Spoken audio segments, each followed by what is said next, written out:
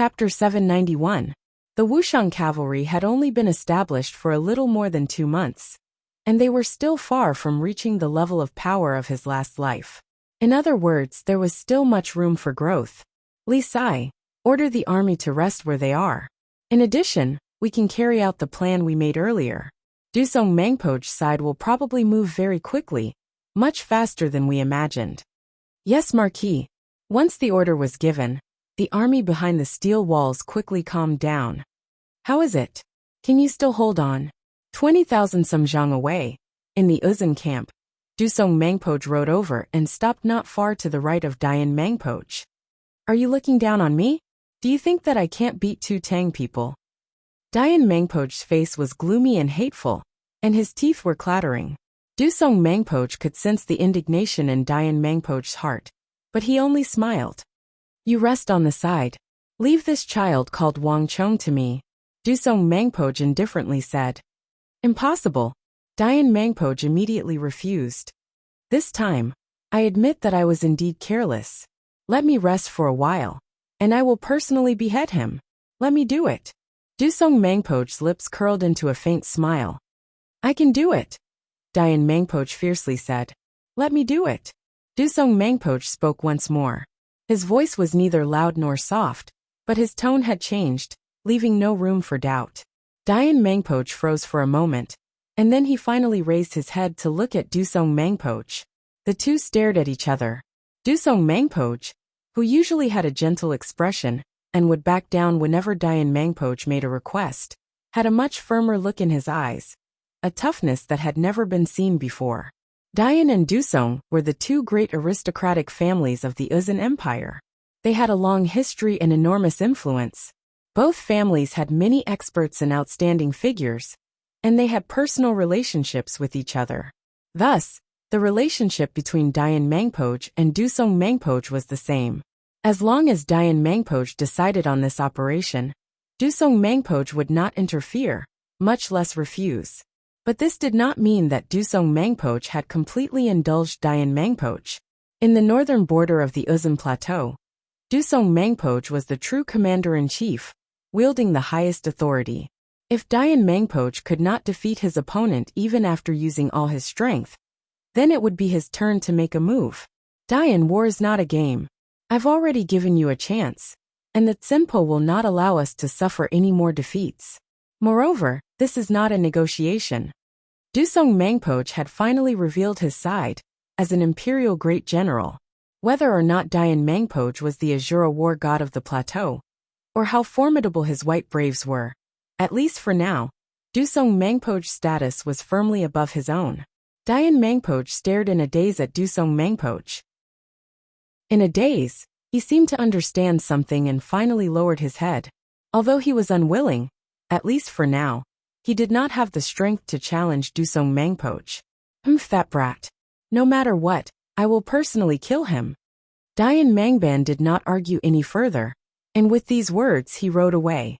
This defeat was an enormous humiliation to him, and someone of Dian Mangpo's personality would never easily give up.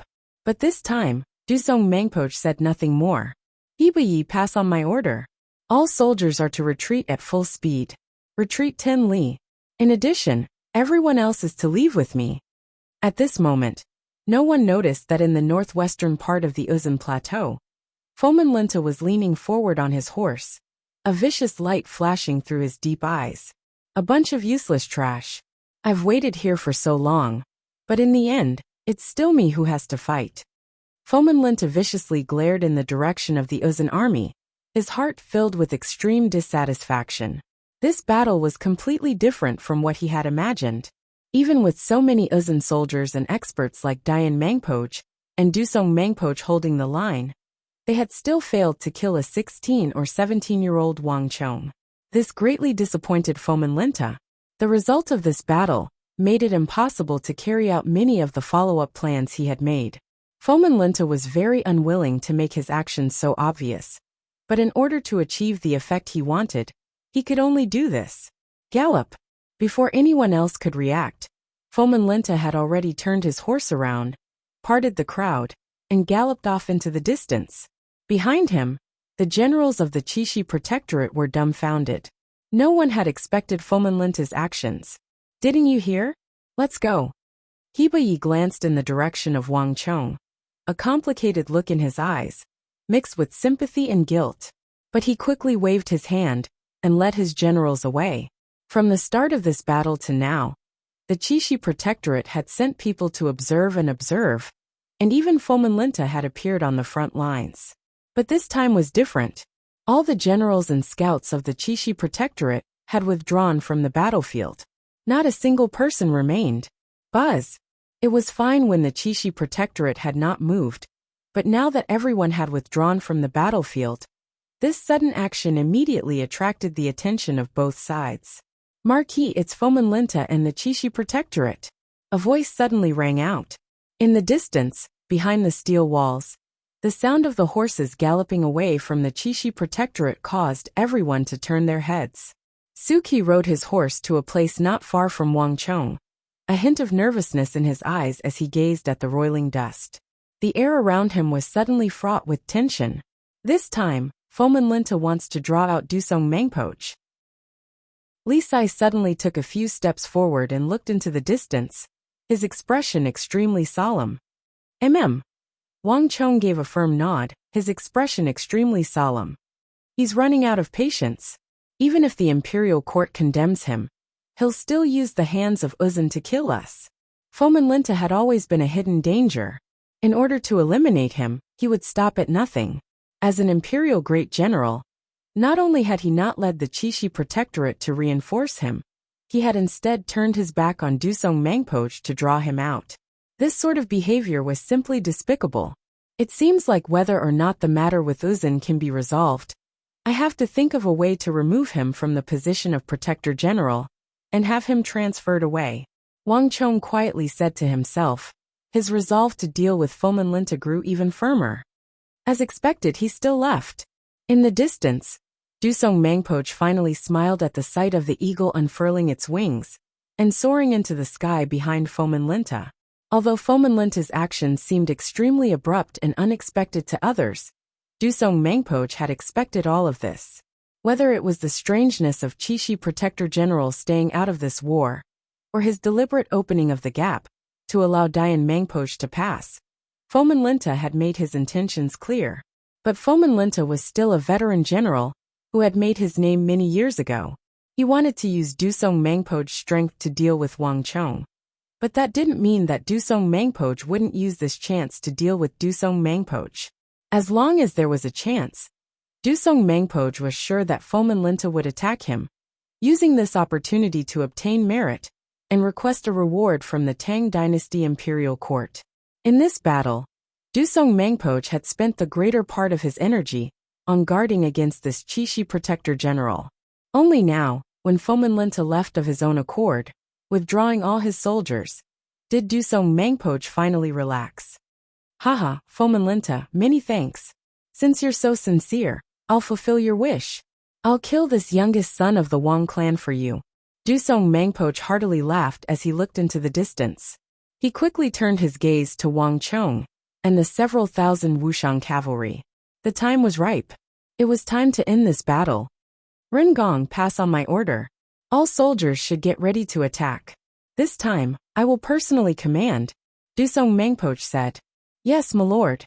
The fierce Uzun general called Ren Gong was invigorated by these words. Without another word, he immediately left to pass on his order. I didn't think that our second meeting would end like this. What a pity. Dusong Mangpoch turned his head to look at Wang Chong and the Wuxian cavalry, a strange light in his eyes. No matter how clever Wang Chong was, how powerful his tactics were, or how many times he had defeated Dian Mangpoch, when Fomenlinta retreated and Dusong Mangpoch personally took action, Wang Chong's fate was sealed. Dusong Mangpoch was not afraid that Wang Chong would escape, as there was no way he could escape. No one could escape the pursuit of an imperial great general.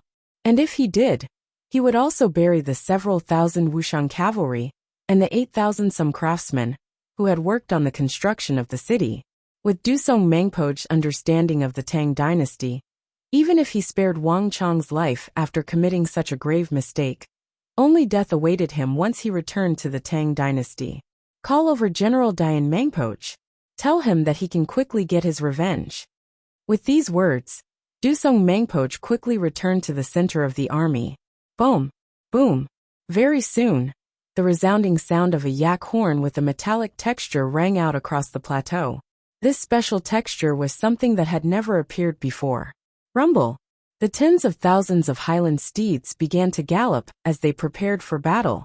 The stomping of their hooves caused the entire plateau to tremble, the air currents stirring and blowing dirt and grass into the air.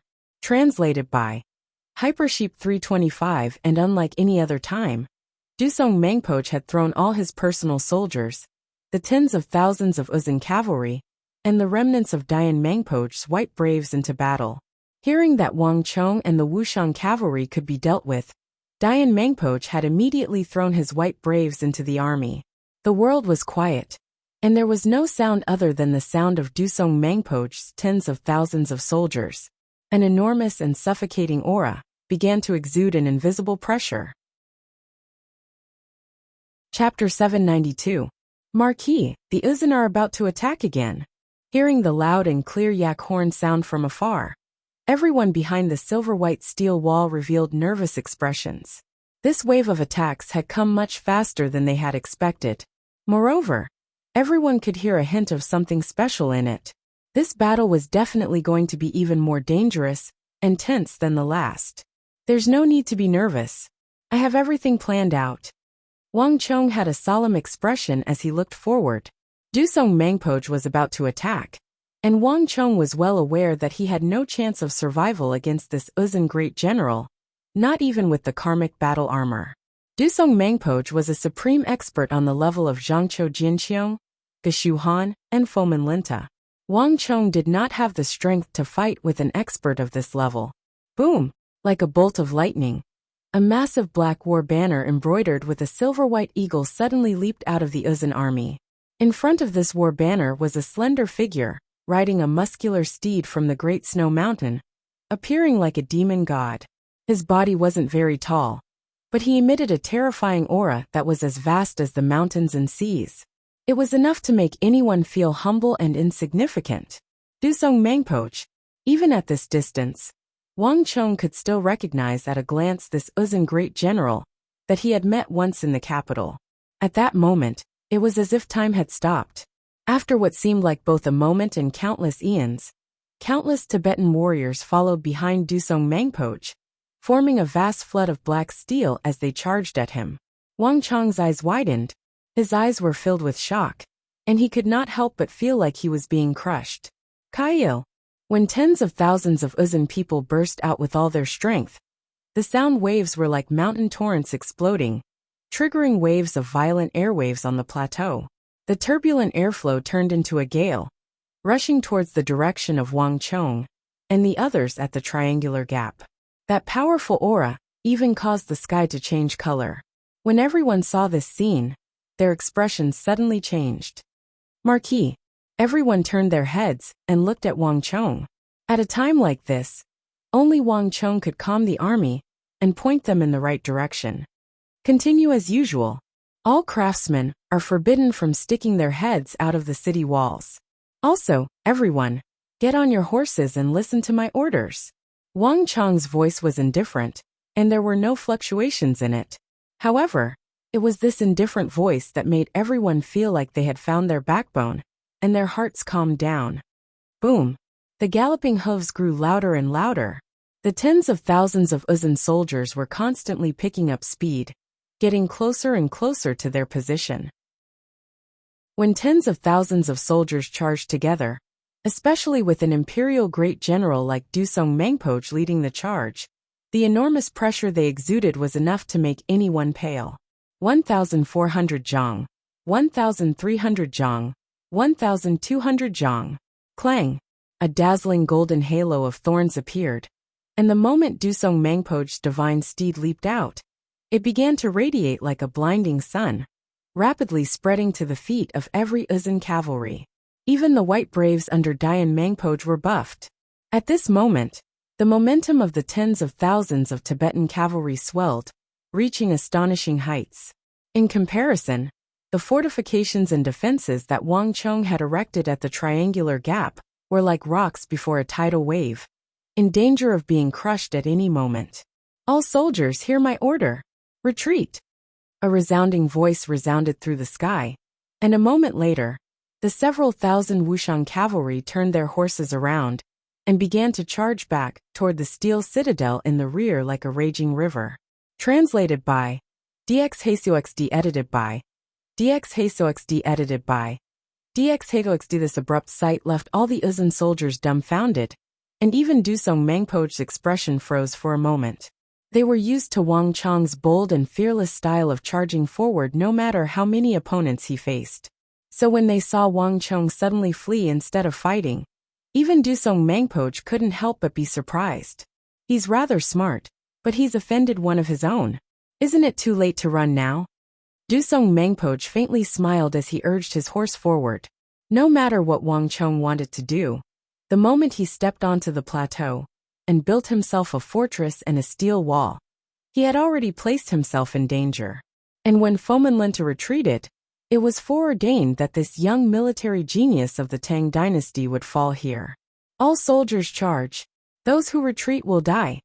Dusong Mangpo's order made the Uzun army even more excited. "Damn it! Charge!" The sight of Wang Chong fleeing caused Dian Mangpo to go mad with rage. No matter what, he could not permit Wang Chong to escape, even if he had to chase him to the ends of the earth. From here to Wuxiang's steel fortress, he would kill him. "Careful! The Uzun army has moved out. They're going to attack the fortress. Even that Uzun great general has moved out. Hurry, hurry! Open the gate and let Marquis and the others in. Everyone, speed up the welding and strengthen the walls. If we let the Uzun break in, all 8,000 of us will die. Remember, don't show your head on the walls." At this moment, no one was more nervous than the 8,000 craftsmen in the rear. The entire fortress was in a state of apprehension. If it weren't for the fact that all the foremen had fought with Wang Chong in the War of the Southwest, and were able to maintain their composure at a time like this, constantly reassuring the workers, and emphasizing that Wang Chong could deal with everything, they would have already abandoned the wall and fled. Rumble! The massive gate opened. 32 craftsmen were now scrambling to help open the gate, which originally needed only 8 people to operate. Whoosh! A gust of wind blew as one of the Wuxiang horsemen charged through the gate, and then the rest of the Wuxiang horsemen charged in like a surging river. "Hurry! Close the gate!" A thunderous roar reverberated in the sky above the entire city. The countless craftsmen began to move, and the massive gate began to close with the grinding of gears. When the last Wuxiang horseman charged into the fortress, the gate was completely shut. "Don't let them escape! Kill them all! Kill all the Tang people! Now is the time for revenge!" The roars of the Uzun soldiers shook the heavens. After several battles, the Uzun soldiers had cast a deep shadow over the Tang people, who they had once looked down on. But when Wang Chong led the Wuxiang cavalry in fleeing, this gloom and fear was swept away. There was no doubt that no matter how powerful the Wuxiang cavalry were, they could not be stronger than Lord Dusong Mangpo. As long as the great general was present, the Tang people were not even worth mentioning. Tens of thousands of war horses galloped past the silver-white steel walls, charging toward the miniature fortress at the triangular gap in the rear. This time, the tens of thousands of Uzun soldiers encountered no resistance, nor was there a torrent of attacks from the beehives. All the soldiers charged forward, passing through many obstacles until they reached that miniature fortress of steel that was more than 9 zhang tall. "Prepare the grappling hooks!" A loud shout rang out from within the army. In an instant, clanging sounds could be heard as countless hooks flew up to the city walls. At a time like this, only Dian Mangpo's white braves could carry such powerful siege weapons. Rumble! A long silver-white battering ram covered in complicated patterns smashed into the gate of the fortress of steel with the momentum of a thunderbolt. The massive impact caused the entire fortress to hum and tremble with a deafening boom. The White Braves had long ago become very familiar with seizing a city when they had the upper hand. In past battles, the White Braves had relied on this set of tactics to conquer several small kingdoms of the western regions with their 5,000 soldiers. In dealing with Wang Chong, Dian Mangpoch had long ago investigated and learned that he had built a fortress of steel at the triangular gap. All the silver-white battering rams and the grappling hooks to scale the walls had been prepared in advance. But in these successive battles, the 5,000 white braves had never had the slightest chance to reach the walls and use these siege weapons. Whoosh! In the howling wind, the white braves flew up to the top of the wall. Unlike Wuxiang's towering fortress of steel, this wall was far too easy to scale. A few moments later, the white braves had appeared on the wall. But the first to appear on the wall was far from these white braves. Whoosh! In a flash of light, Dusong Mangpoch leapt off his divine steed from the great snow mountain. He didn't even need to use his grappling hooks, but he was already more than 90 zhang up the wall. Look! Over there! Use your arrows to shoot at him. The walls were in chaos, and the moment Dusong Mangpoch appeared on the wall, countless arrows flew at him from all sides. This was a group of archers that had been left behind in the fortress to hold the line. Attracted by Dusong Mangpoch's powerful aura, almost all the archers had taken action. Insignificant tricks. Dusong Mangpoch faintly smiled, his body straight and unmoving as he allowed the arrows to come at him. But all the arrows froze in the air when they were still 3 zhang away, and then dropped to the ground.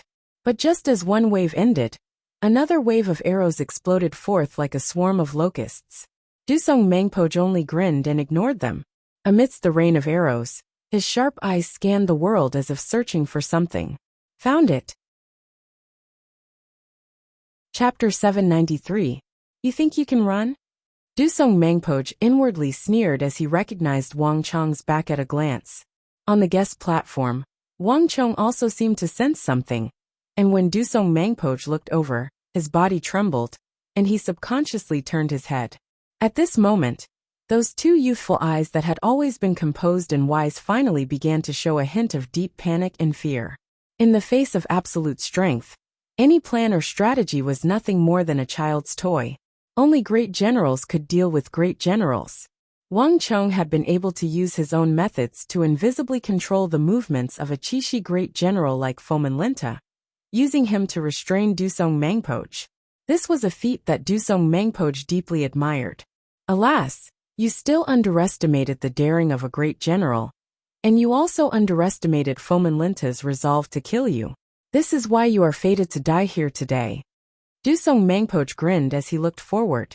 Only in the Tang dynasty could one offend so many great generals from both sides, and only this youth before him be able to do such a thing. But no matter how brimming with talent, if one was too arrogant and willful, they were bound to be short-lived and come to a premature end. Bang!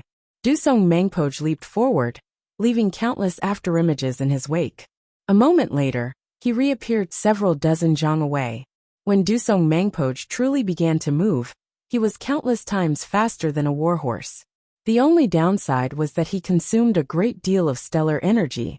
If Wang Chong had been thinking of running from the very start, it would have been impossible for him to slip away from Dusong Mangpoch's eyes at a time like this. Little friend, what's the rush? It's been several months since we last met in the capital. Come and reminisce with me. Dusong Mangpoch's voice was unperturbed, but it clearly resounded over the miniature fortress of steel. The aura on his body was like the mountains and the seas, filling the entire city.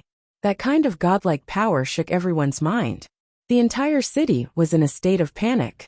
Cries of surprise, fear, and the sounds of people knocking over wooden and iron frames in panic formed a continuous sound. The 8,000 craftsmen in the fortress were in chaos, and the several thousand Wuxiang cavalry that had entered the fortress were fleeing in all directions. Dusong Mangpoch had originally been a little cautious and on guard, but when he saw this sight, he no longer hesitated. True or false, true panic or false panic, true fear or false fear. In front of an imperial great general like Dusong Mangpoch, he could tell at a glance. Moreover, the most important aspect of an army was its formation. Wang Chong's several thousand Wuxiang cavalry had fallen into disarray, scattering in all directions.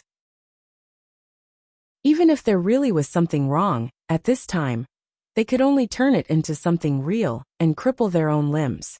Once the main army opened the gates, no matter how formidable the Wuxian cavalry were, they would be doomed. Boom! Without the slightest hesitation, Dusong Mengpoj charged like a galloping horse, leaving a long trail of white flames in his wake as he charged toward Wang Chong at the back gate of the fortress.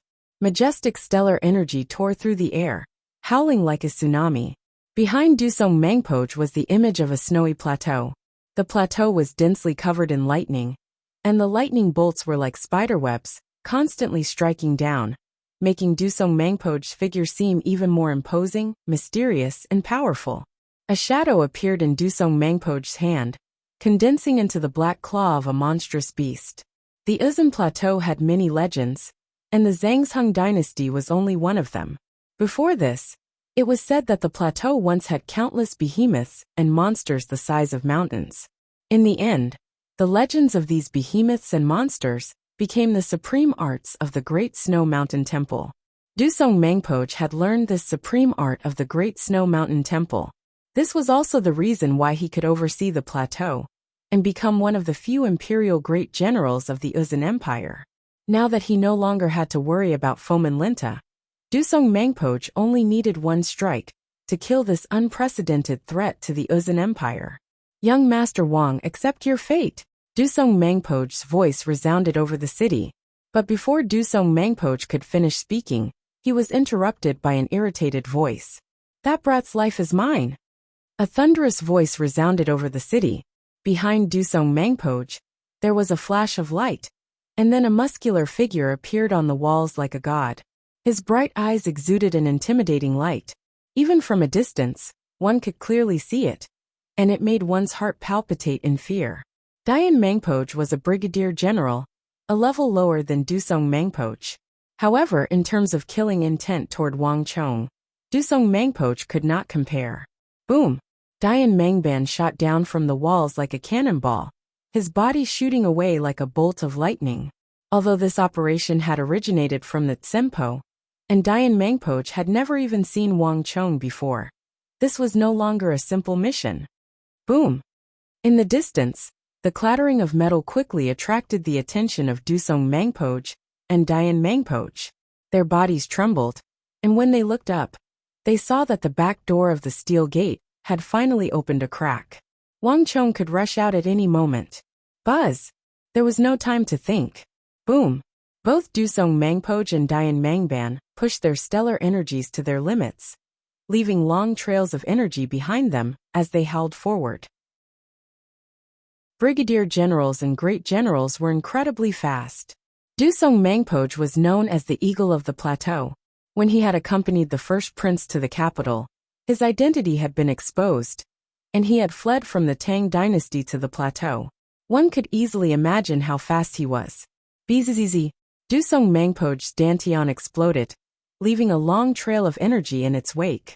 In an instant he had crossed 200 zhang, and with another flash, he had crossed another 200 zhang. In the blink of an eye, he was less than 50 zhang from Wang Chong. When an imperial great general used all their strength to pursue a single person, their speed was terrifying. At this moment, Dusong Mengpoj was as fast as a shooting star, so fast that the naked eye couldn't keep up. Whether it was the heaven and earth creation art practitioner Wang Chong, the brigadier general Dian Mengpoj, or the future invincible great general Li Sai, all of them would pale in comparison to Dusong Mengpoj's speed. Buzz! When he was less than 30 zhang from Wang Chong, Dusong Mengpoj's eyes widened as a strange feeling surged into his mind. In a flash, Dusong Mengpoj's eyes scanned the area and quickly locked onto two elderly figures at the city gate. It was hard to tell if these two were the craftsmen or foremen of the city. One was dressed in a black robe, had black hair, and had a stern expression. The other was dressed in coarse linen clothes, had a head of white hair, and had an inflexible expression. Both of them appeared to be quite old, their faces covered in wrinkles. They were at least 60, and the white-haired man had turbid eyes, indicating that he was at least 80 or 90 years old. While the city's craftsmen were panicking and fleeing in panic, even Wang Chong was fleeing. Only these two people stood at the back gate of the City of Steel, one on the left and one on the right. Their eyes were calm. And not only were they not fleeing, they were calmly looking at Dusong Mangpoch as if they were waiting for him to pass. This was a stark contrast to the surrounding crowd. This is. Dusong Mangpoch's pupils constricted as a hint of suspicion crept into his mind. But Dusong Mangpoch quickly cast this thought to the back of his mind. No matter how suspicious these two elders were, they were of little importance to an expert of the imperial great general level like him. At most, if they dared to try and stop him, he would just casually strangle them to death. Boom! Behind him, the white braves had finally scaled the walls of the city of steel and opened the gate. As the heavy gate opened, thousands of Uzun cavalry surged in. At this point in the battle, Uzun had finally obtained victory. Dusong Mangpoch heard the roars of the thousands behind him, and no longer hesitated. His dantian exploded with stellar energy as he charged toward the open back gate of the city of steel. He could already see Wang Chang's back. He wasn't far away. Once he killed the young marquis of the Tang dynasty, he would be able to complete the Tsimpo's mission and wash away Uzun's humiliation. What an arrogant Uzun! He's only at the peak of the Saint Martial realm. Who knows how many experts of this level I killed back then? Does this 40-some-years-old junior really think that no one can stop him? At this moment, the unmoving black-robed elder standing on the right side of the city gate suddenly spoke, his eyes cold. Even someone of Dusong Mangpoch's cultivation couldn't help but feel a deep chill in his heart. You're right. Brother Zhang, do not take offense. Uzun is far from the Central Plains and does not know that Brother Zhang once dominated the world of sections. It is normal for people to pale at the mere mention of your name. This time, the young marquis intends to campaign against Uzun and resolve the worries of the Tang dynasty. Although I am old, it is rare for me to be able to help the Tang dynasty and the people of the Central Plains, so I am willing to die 10,000 deaths. This time, let us work together to resolve this problem for him. At this moment, the white-haired elder on the left, who appeared to be in his 80s or 90s, also spoke. The moment the two spoke, an indescribably strange and eerie feeling emerged in Dusong Mangpoch's mind. As a supreme existence at the peak of the Saint Martial realm, Dusong Mangpoch could travel a great distance in the blink of an eye. In normal circumstances, these people wouldn't even be able to spit out a single word, let alone complete a sentence. But not only had these two people completed a sentence in front of him, it had been the person on the left who had finished speaking, and the person on the right who had spoken. This was the first time in Dusong Mangpoch's life that he had ever encountered such a bizarre situation. Dusong Mangpoch felt like he had seen a ghost. But what left Dusong Mangpoch even more shocked was, boom! Chapter 794. Dusong Mangpoch had never encountered such a thing in his life. There was basically no imperial great general in the world that he did not recognize. But this black-robed elder was not one of them. But the energy he exuded was brutal and cruel, brimming with endless aggression. For a moment, Dusong Mangpoch felt like he was not looking at a single person, but thousands of swords and sabers. But at the center of these swords and sabers, there was nothing but pitch-black darkness, a massive black hole. Bang! Before Dusong Mangpoch could react, another powerful energy erupted from the side like a tsunami. In Dusong Mangpoch's eyes, that old-fashioned white-haired, tottering elder who seemed unable to even stand suddenly exploded with a tsunami of energy. True martial realm, profound martial realm, imperial martial realm, Saint Martial realm. The elder's energy instantly broke into the peak of the Saint Martial realm. Dusong Mangpoch, I spared your life last time, so why haven't you learned your lesson? Chief Wuxiang raised his head and spoke in a thunderous voice. It's you. Dusong Mangpoch's body trembled, as if he had been struck by a lightning bolt. Countless scenes flitted through his mind. Looking at that old face, he finally recognized it. More than half a year ago, when he had brought the first prince to infiltrate the capital of the Tang dynasty, Wang Chong had exposed his identity and forced him to flee in panic. He had the first prince return to the Uzun Plateau, while he led his pursuers away. At the time, he had mistakenly entered a valley and almost died there. Dusong Mangpoch had never imagined that the mysterious elder who had defeated him in that valley, would appear here. It was so massive that even Dusong Mangpoj, an imperial great general of Yusang, appeared dumbfounded. Not good. At this moment, Dusong Mangpoj's entire body began to tremble, an immense fear gripping his body. He suddenly understood why Wang Chong was so calm and dared to set foot on the plateau, with only 5,000 men, to challenge the entire Uzun army in the north. Dusong Mangpoj had always believed that Wang Chong was relying on another great general of the Tang dynasty, Fomin Linta, but only now did Dusong Mangpoj realize that he had been wrong.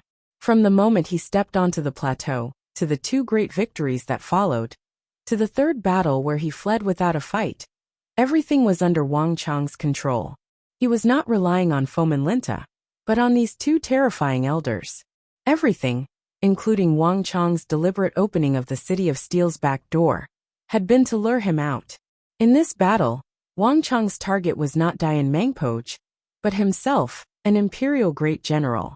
From the beginning to the end, although he did not participate in the battle, Wang Chong's eyes never left him. To think that the Tang dynasty would have such a formidable individual. With him here, our Uzun will never be able to do much in Qixi. Dusong Mangpoj's entire body trembled, a deep chill surging through his heart. Although he had long ago heard of Wang Chong's name, and heard from Daluan Ruozan and Huashu Wuzong about his great battle in the southwest, Dusong Mangpoj had always thought little of it. The difference in cultivation level between him and Wang Chong was far too great. But only now did Dusong Mangpoj realize just how terrifying this youth of the Tang dynasty was. His terror did not lie in his martial prowess, but in his intelligence, his ability to always be in control. Let's go. As this thought flashed through his mind, Dusong Mangpoj immediately began to flee. If there was only one opponent, Dusong Mangpoj would have definitely fought to the death. But 2 great generals were not people he could deal with. No great general could fight against 2 great generals of the same level at the same time. This was a trap. Ha ha ha, Dusong Mangpoj, don't you think it's a little too late to run now? A loud laugh came from outside the open gate. At some point, the fleeing Wang Chong had suddenly stopped and turned to Dusong Mangpoj. Boom! As if in response to Wang Chong's voice, the heavens and earth swayed, and time came to a standstill as a heaven-shaking boom exploded through the air. As countless people looked on in fear, a dazzling light countless times brighter than the sun erupted from the back gate of this miniature fortress of steel. The area around the triangular gap was deathly still, the massive explosion drowning out all other sounds. The screams, the shouts, the sounds of collisions, and the neighing of horses were all drowned out.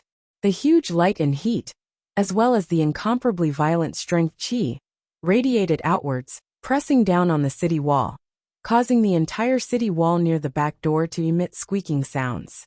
In order to increase the toughness of these walls, Wang Chong had carved hundreds of toughening and defensive inscriptions into them.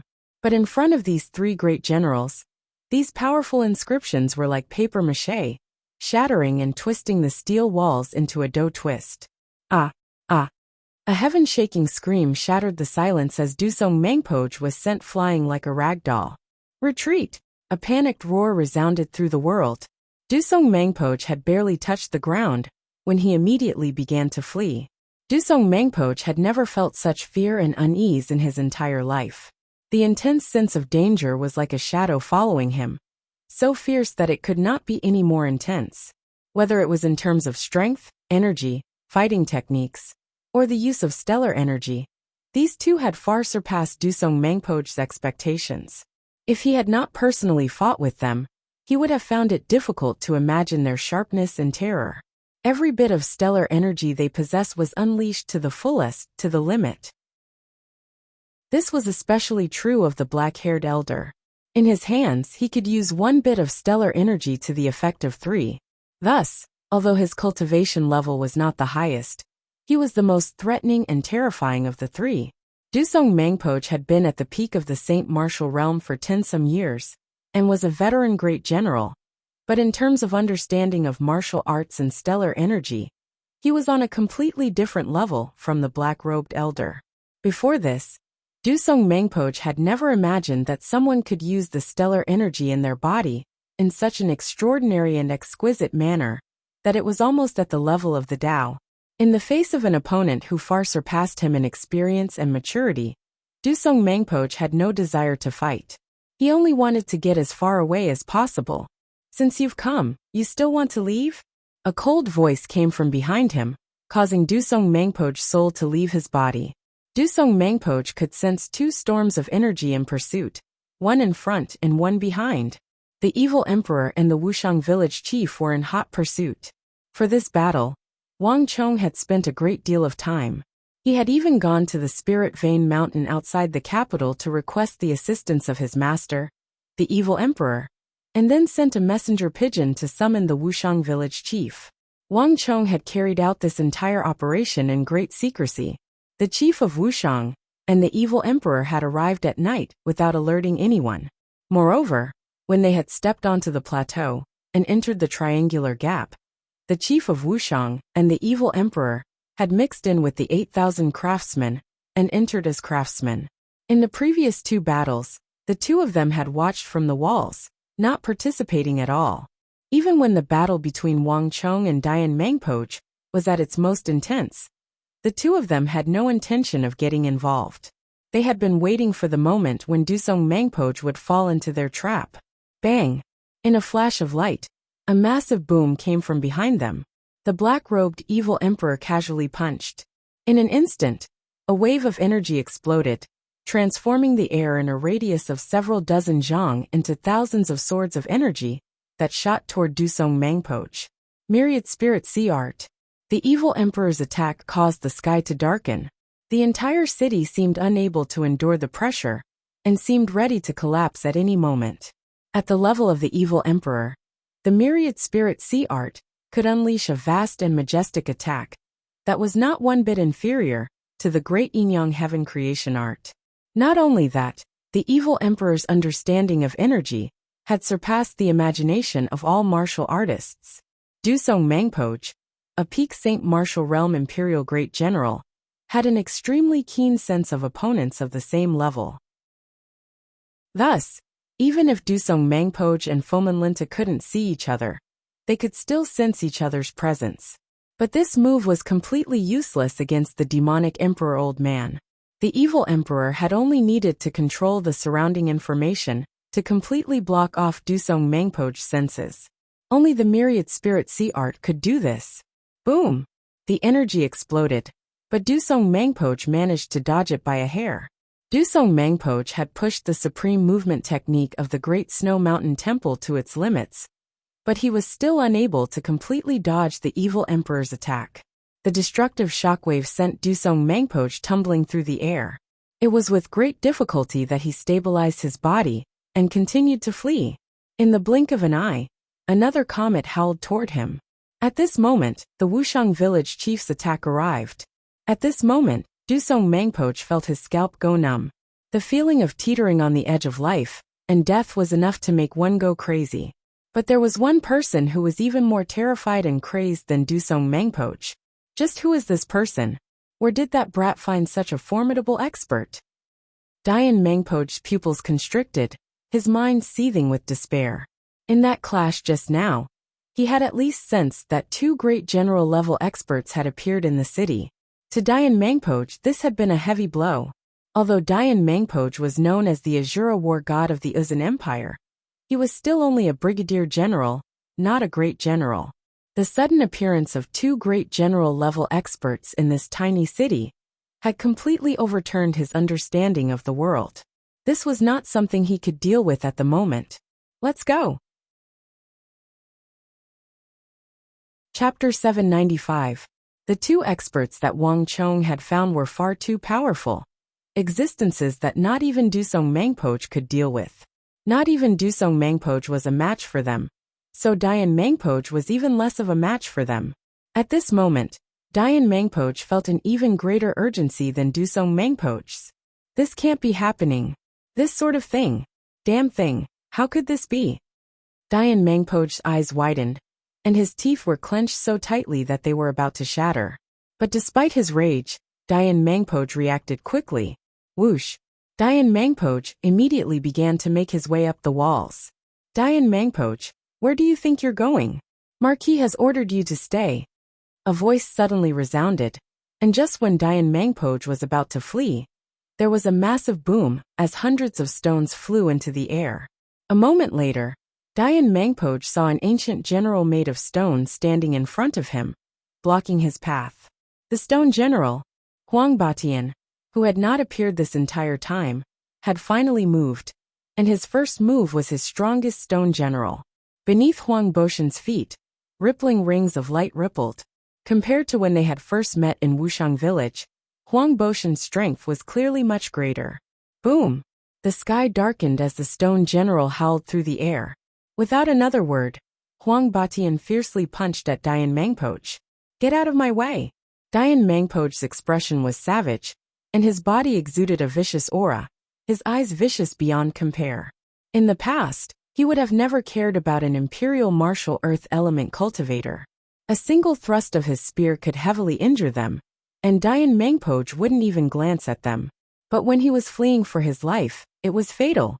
Buzz! Dayan Mangpoch's body blurred as he attempted to circle around Huang Boshan's stone general and flee. But before he could leave, Huang Boshan's second punch was already upon him. A giant fist made of rock, its surface covered with sharp edges, smashed down. This time, Dayan Mangpoch had nowhere to hide. Courting death, Dayan Mangpoch was furious in his heart, and he suddenly punched out. Pung! Two disproportionate fists, one big and one small, collided in the air, causing a world-shaking explosion, and an unparalleled wave of chi swept out. However, the final result was something no one could have imagined. The enormous stone general that was like a mountain suddenly let out a wretched cry, and collapsed like a pillar that could topple a mountain. Its enormous body shattered into pieces, and then disintegrated into countless boulders. But even though he had struck down Huang Batian with a single punch, Dayan Mangpoch was not the slightest bit happy. On the contrary, his heart sank. In the past, this unknown earth element cultivator wouldn't have affected him at all. But at a time like this sort of delay was fatal. Because Dayan Mangpoch could already see several other people beginning to appear. Batian, let's go. Leave this person to us. For Symbol's Inyang soul trap. An elder of 50-some years, and a middle-aged woman of 40-some years suddenly appeared. The woman tossed out several large stones, each the size of a millstone, that fell from the sky around Dayan Mangpoch. Boom! Boom! Boom! The world swayed, and before Dayan Mangpoch could react, the stones had already begun to fall around him. Not good. Dayan Mangban was perplexed at the start, but as he looked around, he realized that someone had secretly laid down several identical stones in the area, and his face paled as he felt an intense unease. With no time to think, Dayan Mangpoch shot forward like a bolt of lightning in an attempt to escape this region. But it was too late. Whether it was Huang Batian, Elder Du, or Elder Fong, they had all been lying in wait for this moment for far too long. Even Wang Chang's escape route, and the opening of the City of Steel's back door, had been specially arranged. It was impossible for Dayan Mangpoch to escape now. Buzz! In a flash of light, the scenery around Dayan Mangban began to change. Dayan Mangban had barely taken a few steps when all he could see was chaos. The City of Steel and the surrounding scenery had vanished as if he had fallen into a different dimension. Even someone as powerful and daring as Dayan Mangban, who had vanquished countless enemies, couldn't help but pale in fright, rage, and panic when encountering this Open for me! Dayan Mangban angrily bellowed, and as he charged forward, he immediately gathered all his stellar energy and unleashed it. When a brigadier general of the Empire released all his stellar energy, the momentum would be astonishing. The roiling waves of chi transformed into a tide that swept in every direction. In the face of an attack of this level, even gold and iron would be shattered into pieces, let alone earth and stone. But the explosion of stellar energy and Dayan Mangban's full-strength strike failed to produce any sort of reaction. All the stellar energy vanished without a trace, like a clay ox sinking into the sea. Not only that, as Dayan Mangpoch charged forward, he encountered nothing, but he still couldn't get out. All he could see was a gray haze, making it impossible to tell up from down, let alone where he was. Ancient illusion formation. Dian Mangpo's heart went cold. Back at the Great Snow Mountain Temple, he had heard that the Tang dynasty of the Central Plains had some secret legacies, such as maze formations and illusion formations. Using a few branches or stones, one could create illusions and blind the opponent's perception. But that was just a small trick. Once a brigadier general or great general reached the level of a brigadier general, their eyes would be sharp, and their willpower would be firm. It was impossible for them to be easily bewitched, so illusion formations and the like were useless. When Dian Mangpo heard this, he simply laughed it off. But the one before him was clearly different. After Dian Mangpo was trapped inside, he couldn't sense anything in the outside world, couldn't fly out of the boundary, and couldn't shatter his formation. This was no longer something that could be described as a traditional smokescreen or an illusion formation.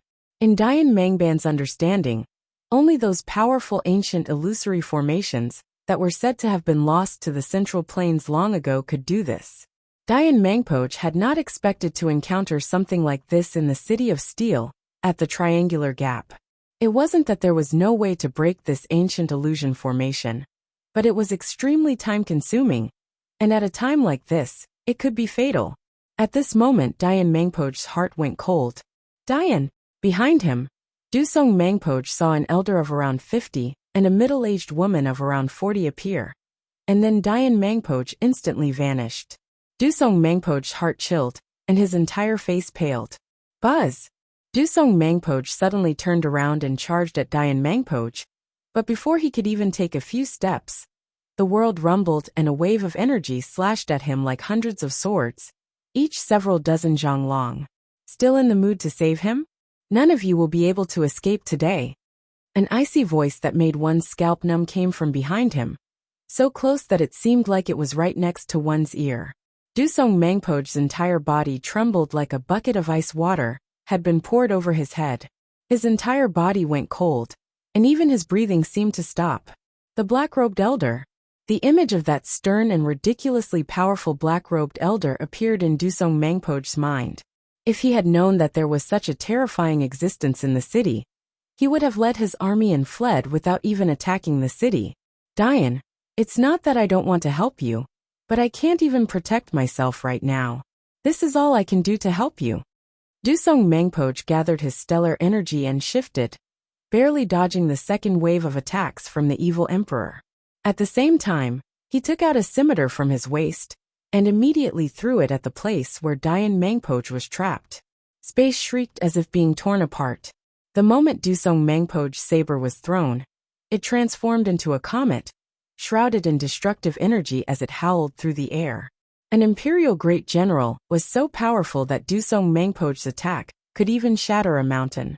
Even if it couldn't save Dian Mangpo, it could still shake the formation and create a crack that would allow Dian Mangpo to escape. Bang! But the scimitar had only flown a few dozen feet when a small black silhouette struck Dusong Mangpo's scimitar, the immense force of the collision sending the scimitar flying far away. Dusong Mangpo's heart sank. At that moment, he could clearly see that the black shadow that had sent his scimitar flying was an ordinary wooden hairpin. The Wuxiang village chief had finally taken action. Dian, take care of yourself. I've already done all I could. A hint of struggle flickered through Dusong Mangpo's eyes, but he quickly flew past the four symbols Yin-Yang Soul Trap and into the distance. Even though he only needed to stop and attack with all his strength to save Dian Mangpo, Dusong Mangpo did not even dare to think about such a thing. If he hesitated for even a second, given the strength of those two terrifying existences behind him, not just Dian Mangban, but even he would be dead. Of two evils he had to choose the lesser. It went without saying what he should choose. Buzz! As Dusong Mangpo flew over the wall, Dian Mangpo welcomed his most important guest in the four symbols Yin-Yang Soul Trap. Buzz! There was a flash of light, and with the crisp sound of footsteps, several figures appeared in the four symbols Yin-Yang Soul Trap. Dian Mangpo, we meet again. Wang Chong smiled, his expression relaxed as he slowly appeared in Dian Mangpo's line of sight. It's you. Chapter 796. But very quickly Dian Mangpoch sneered. Good. I didn't expect you to dare appear before me at a time like this. Dian Mangpoch said, his eyes brimming with killing intent. Haha, I'm here to send you off. Wang Chong faintly smiled and immediately attacked. Almost at the same time, Dian Mangpoch charged at Wang Chong.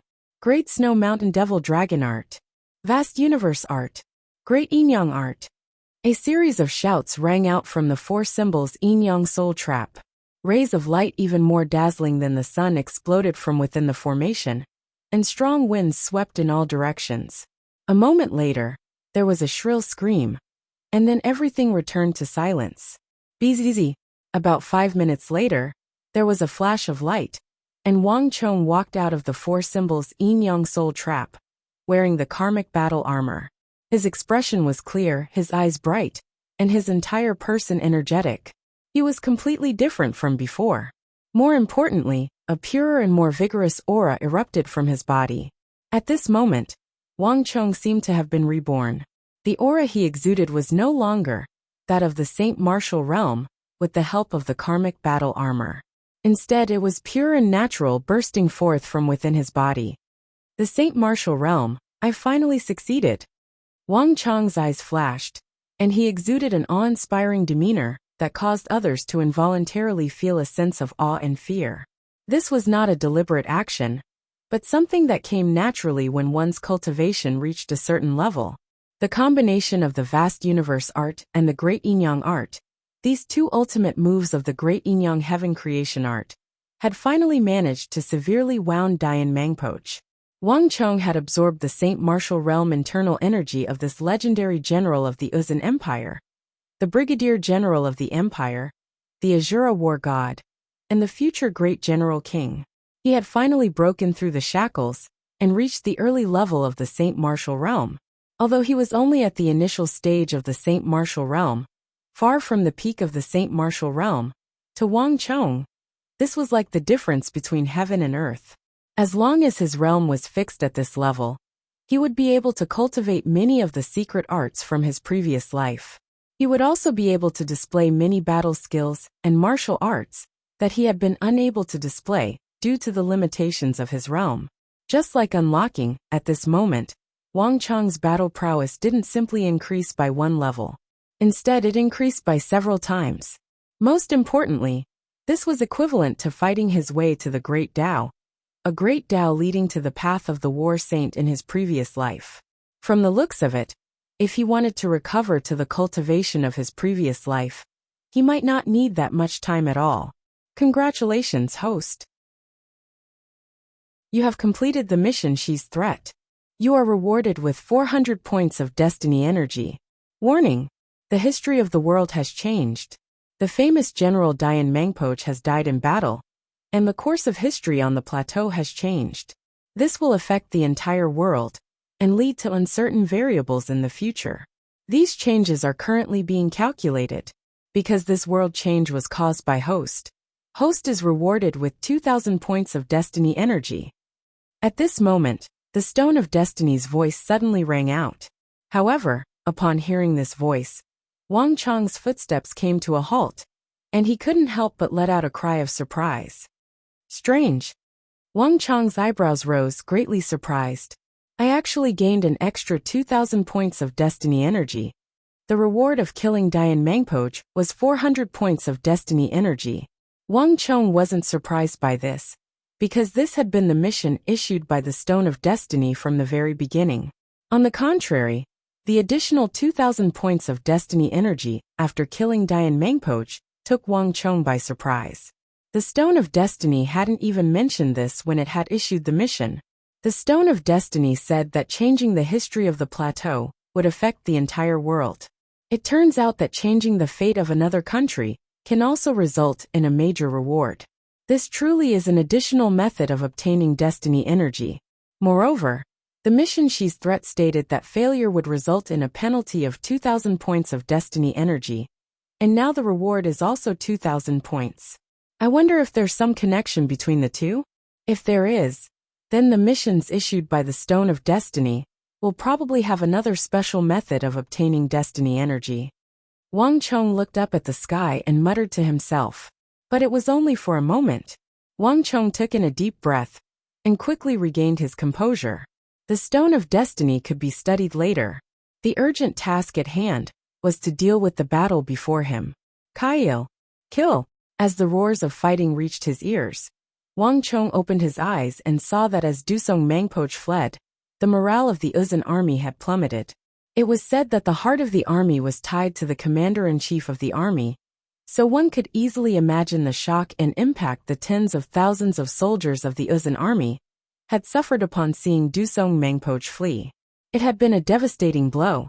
An imperial great general represented the highest level of fighting power in the world. In the hearts of the Tibetan warriors, they would never run away from them. When Dusong Mangpoch was pursued by the evil emperor and the chief of Wuxiang, two supreme experts of the profound martial realm, the deepest and most deeply rooted belief in the hearts of the Uzun army crumbled. The collapse of the tens of thousands of soldiers of the Uzun army had been spontaneous and comprehensive. In the blink of an eye, a full-scale assault had been transformed into a mass escape. The unique geography of the triangular gap also displayed its power. While Wang Chong was dealing with Dian Mangpoch in the four symbols Inyang Soul Trap, all the Wuxiang cavalry had finished gathering and were being led by Li Sai in pursuit of the Uzun army. Although they had lost the support of Wang Chong's powerful war rings, the most formidable white braves of the Uzun army had also lost the support of Dian Mangpoch, the Great Bond Formation, and many more war rings. Coupled with the charge of tens of thousands of their own soldiers, the white braves were like dragons without a leader, and no longer possessed the terrifying fighting power they were rumored to possess. Interesting. Wang Chong's eyes flashed as he roughly guessed at the cause and effect of the matter. His lips curled into a smile. Twang! There was a sharp whistle, and a cloud of dust as the white-hoofed shadow whizzed over. Wang Chong mounted his horse and charged out of the city gate. As he charged out of the city of steel, Wang Chong smiled and released his war halo. Boom! Boom! Boom! With a clatter of metal, one halo after another descended from his body, enveloping the white-hoofed shadow's feet. Then, like a hurricane, the halo expanded without end, rapidly spreading out from the city to the entire army. Boom! Heaven-shaking cheers came from outside the city of steel. Marquis! It's Marquis! Marquis was just dealing with Dian Mangpoch. Now that Marquis has come, Dian Mangpoch is dead. Charge! It's time for our counterattack. Don't let them escape. Waves of cheers rose and fell, as if the earth was splitting and the mountains were collapsing. Although they couldn't see anything, they could clearly sense that a vast amount of energy outside the city had suddenly grown many times stronger and soared into the sky. The three halos of Dusk Stallion, the bane of the battlefield, the bane of generals, all these halos were added together, increasing the enemy's strength. One could easily imagine the situation the Uzun army was in. Screams, neighs, and panicked shouts filled the air.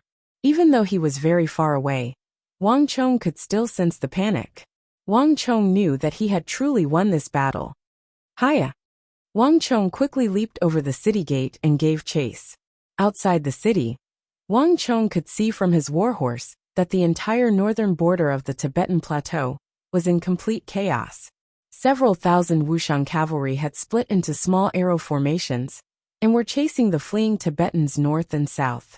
Translated by Hypersheep 325. Wherever they went, the Uzun army would crumble. No one dared to stop, much less resist. All of them had panicked expressions on their faces as they fled, not even bothering to form a formation. At such an advantageous moment, even the experts of all the aristocratic families in the city rushed out and chased after them. The earth was covered in corpses, the corpses of the Uzun cavalry. Broken weapons and halberds littered the ground.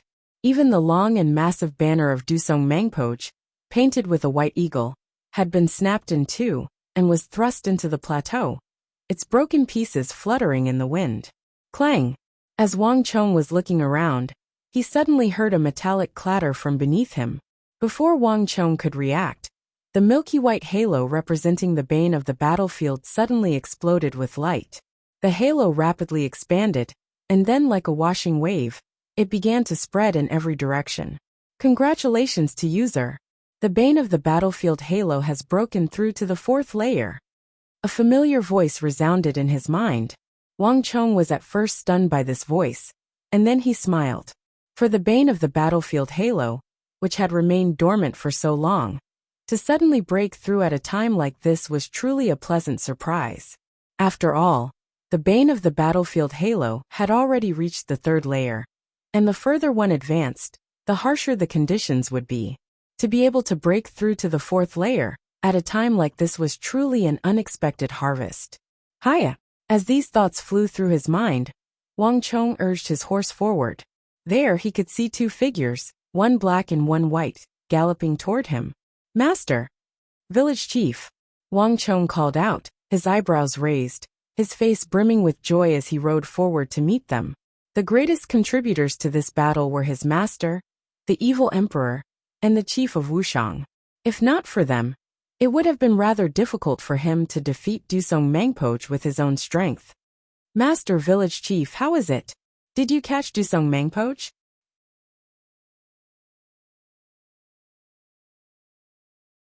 Chapter 797. No, this junior truly does have some ability. Elder Fong and I pursued him the entire time. But in the end, he used the strength of an army of tens of thousands to stop us, allowing him to escape.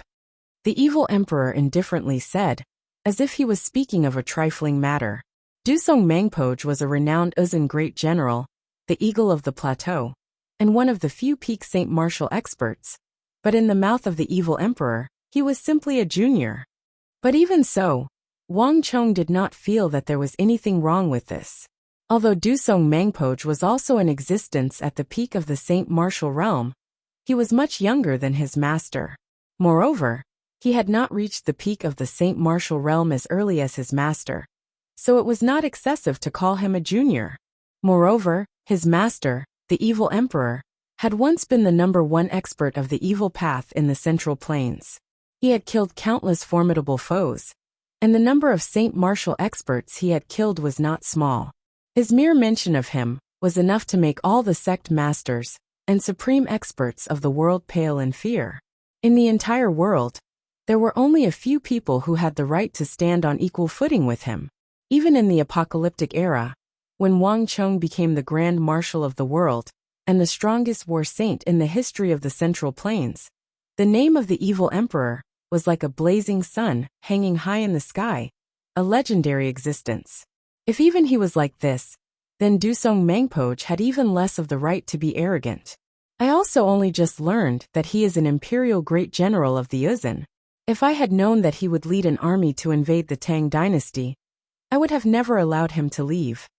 The white-haired Wuxiang village chief sighed and said, "The Wuxiang village chief has a head of white hair."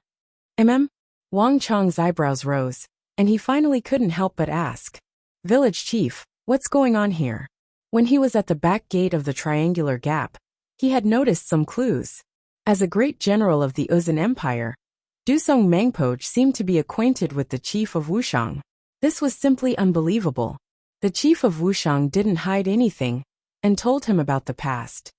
So, in order to escape, Dusong Mangpoch mistakenly entered Wuxiang village, and because of Huang Batian, the village chief released him? Wang Chong asked with a frown. "Sigh, that's right." Chief of Wuxiang sighed and nodded. Looking at Chief of Wuxiang's remorseful and guilty expression, Wang Chong also remained silent. Huang Batian was the outermost protector of Wuxiang village, and he was also a martial arts fanatic. Anyone who could defeat Huang Batian would have a favorable impression of him, and he would call them brother and treat them as one of his own. Wang Chong had known this a long time ago, and he also knew that Dusong Mangpoch had once released someone who had intruded into Wuxiang village. But Wang Chong had never imagined that the person he had released was Dusong Mangpoch. Every drink and every peck is predetermined. It wasn't easy for me to trick Dusong Mangpoch in the capital and expose his identity, but I didn't think that Huang Batian would allow him to escape this calamity. Wang Chong could only bitterly smile. Huang Batian was a martial arts fanatic. This was his nature, and no one could change it. Dusong Mangpoch had used this to his advantage, and there was truly nothing he could do about it. Village chief, there's no need to worry. Dusong Mangpoch has probably suffered quite a fright this time. And in the triangular gap, he lost no small number of soldiers, including a Brigadier General Dian Mangpoch. He probably won't dare to come back for a while. Wang Chong consoled. You're right about that. Although he managed to escape, Elder Fong and I still managed to heavily injure him. He won't be able to recover without at least half a year. The evil emperor waved his black robe as he suddenly spoke, a hint of pride on his face. Ah! Wang Chong was pleasantly surprised. He had been busy dealing with Dian Mangpoch in the Four Symbols Inyang Soul Trap, so he had no idea what was going on in the outside world. Wang Chong had also not expected that someone of Dusong Mangpoch's strength would still end up heavily injured by his master and chief of Wuxiang. If this was the case, it meant that this operation had been even more successful than expected. Wonderful! For a very long time in the future, Dusong Mangpoch will find it very difficult to appear on the northern border of the Uzan Plateau, much less threaten Qixi. Wang Chong had an excited look on his face. Right, master. When Dusong Mangpoch used a secret art to borrow the strength of the army, how did you manage to defeat him? In the War of the Southwest, Wang Chong had seen Huashu Wuzong use the secret art of the Great Snow Mountain Temple, borrowing the strength of the army to transform into a massive golden Buddha, and block the full-strength blow of his father's mighty miracle god with a single palm. That scene had left an extremely deep impression on him. As an imperial great general of the Uzan, Dusong Mangpoch was certain to have a similar secret art. It's no big deal. This secret art is very simple. He can only borrow the strength of the people at his side. The closer you are to him, the more strength you can borrow, and the farther away you are, the less strength you can borrow. In order to defeat his secret art, we just need to kill all the people at his side. The evil emperor nonchalantly said. Brother Zhang is correct. This secret art truly isn't that big of a deal. Chief Wuxiang had an indifferent expression on his face as he agreed.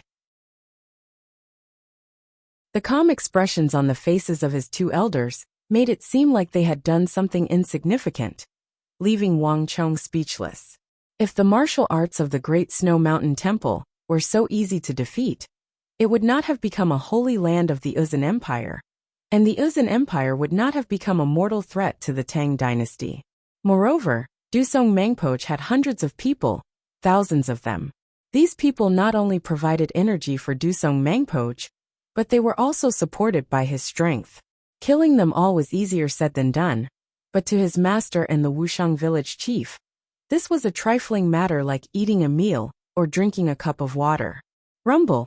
As they were speaking, dust suddenly churned in the distance, and a massive explosion alarmed the trio. Wang Chong turned his head and saw that hundreds of cavalry were charging from the northwest. This seems to be the cavalry of the Tang dynasty. Chief Wuxiang slightly closed his eyes as he looked into the distance. He didn't have a very good understanding of the Tang dynasty's army, but he could roughly tell which side was on his side. It's the Qixi Protectorate, Wang Chong slowly said, his heart sinking. The ones who had charged out at this moment were the Qixi Protectorate and Fomin Linta, who had been watching from the sidelines this entire time. They've come to steal the credit. Dian Mangpoch was dead, Dusong Mangpoch was heavily injured, and the entire Uzan army was in shambles. Fomin Linta and the Qixi Protectorate had chosen this moment to charge out when the outcome was already decided, and they were preparing to reap the fruits of victory. Their intentions were obvious. What? The evil emperor also heard Wang Chong's words, and turned his head to look in the direction of the cavalry. The Qixi Protectorate was extremely fast. Even from a distance, they had already pushed their speed to the limit, and with the support of Fomin Linta's halo, they were like bolts of lightning. In the blink of an eye, the tens of thousands of Qixi Protectorate soldiers were like shooting stars, killing their way into the fleeing Uzan army. Nay! For a moment, countless Uzan cavalry were thrown off their horses and trampled to death. Without formation, without organization, and without Dian Mangpoch and Dusong Mangpoch, the Uzan army was in a state of panic. Without a leader, they could only wait to be slaughtered. Moreover, Fomin Linta was personally leading the charge. Rumble! The heavens swayed, and the earth quaked as an explosion erupted from the densest part of the army. Screams filled the air as flames soared into the sky. Hundreds of Tibetan soldiers and their horses were flung into the air by a power as vast as the sea and blasted away. With a single strike, a large portion of the battlefield had been cleared.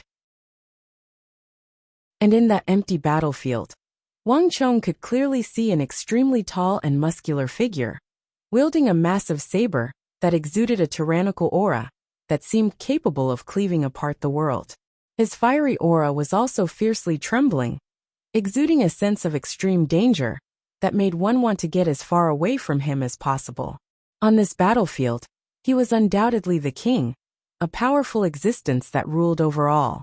All the soldiers, whether white braves or Wuxian cavalry, were as insignificant as ants in front of him. Foman Linta. Wang Chong recognized him at a glance. He had seen Foman Linta in the City of Steel, and his image had been deeply imprinted in his mind. This Qixi protector general had first holed up and then borrowed a knife to kill, using Dusong Mangpoj and the Izan to deal with Wang Chong. Now that the situation had taken a turn for the worse and Dusong Mangpoj had been defeated, he had mobilized his army to steal the credit. Wang Chong did not have an army, and the 5,000 Wuxian cavalry could not be considered the orthodox cavalry of the Tang dynasty. This meant that if Foman Linta wanted to steal the credit, Wang Chong would not be able to do so. Wang Chong could already guess at Foman Linta's next plan.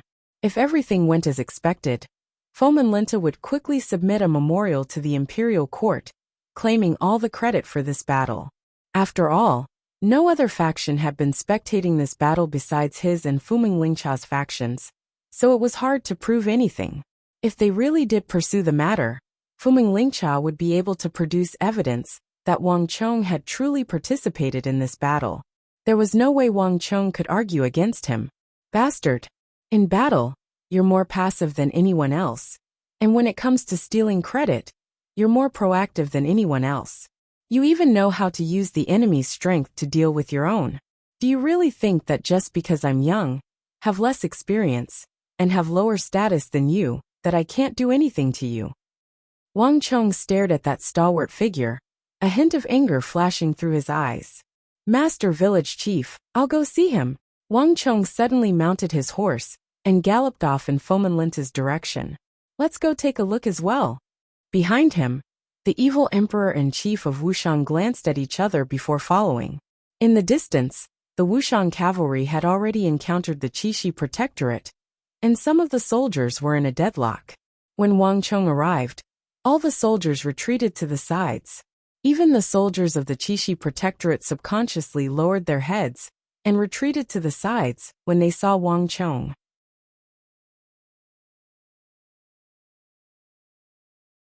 Chapter 798. In this battle, the Qixi protectorate had acted very inappropriately. As the protector of Qixi, it had failed to fulfill its duty. Instead of attacking when it should have been, they had come out to steal the credit of the battle. This was truly not the conduct of a true soldier. Now that the original owner had appeared, all of them were naturally ashamed. With the appearance of Wang Chong, time seemed to stop, and all was deathly still. All eyes gathered on Wang Chong, and in the center of the battlefield, that stalwart and tyrannical godlike figure had also come to a sudden stop. His hand on his saber, his eyes were bright as he quietly stood there. His dignified and domineering gaze fell on Wang Chong, cold and emotionless. Wang Chong, you have rendered a meritorious service by assisting the Qixi protectorate in attacking Uzan. Once this matter is over, I will definitely present a memorial to the imperial court to commend you for your service. Foman Linta did not wait for Wang Chong to speak. His confident demeanor made it seem as if the one fighting with Uzan for so long was not Wang Chong and the Wuxian cavalry, but Foman Linta and his Qixi army. Lord Protector General has rendered such a great service that Wang Chong might have to give Milord a gift. A few days ago, the western regions delivered a divine turtle. Wang Chong can give it to Milord. Wang Chong looked down from atop his white hoof shadow, his eyes brimming with derision. Impudent! Wang Chong's words were met with a chorus of angry rebukes. Tortoises could stretch and shrink, and Wang Chong was clearly mocking Fuming Lingcha and the Qixi Protectorate army for retreating at the crucial moment, so that they could take the credit when the battle was over. Fomin Linta didn't say anything, but his eyes were blazing with anger. Wang Chong's status was far inferior to his, but at this time, he dared to mock and ridicule him. It was simply impudent. Wang Chong. Fomin Linta's expression turned cold. Just as he was about to speak, his gaze suddenly swept past the two figures behind Wang Chong who were slowly walking over. His pupils shrank as if he had been pricked by a needle. All his anger instantly dissipated, and an indescribable sense of threat spread from the soles of his feet to his entire body. For no reason at all, Fomin Linta's entire body tensed up, as if there was a prick on his back. It's them. Fomin Linta immediately recognized them. When Dusong Mangpoch had entered the City of Steel, he had sensed two powerful and terrifying auras erupt from the city. Even though he was very far away, Fomin Linta had still been able to sense the dreadfulness and threat of these auras. It was precisely for this reason that Fomin Linta had sensed that the situation had changed, which was why he had immediately mobilized the Qixi Protectorate to enter the battlefield at full speed. I didn't think that this brat would have such formidable figures at his side.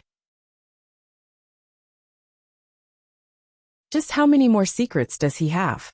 Fomin Linta stared at the two figures, one black and one white, with a deep apprehension in his eyes. There's always a higher mountain. This fellow Fomin Linta only knows how to take advantage of any opening, bullying the weak and fearing the strong. It seems like there are times when I have to show off my strength. Wang Chong inwardly sneered. From his high vantage point on his horse, he could see through every change in Fomin Linta's face.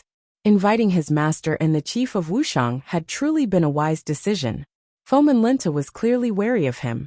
Wang Chong, what is the meaning of this?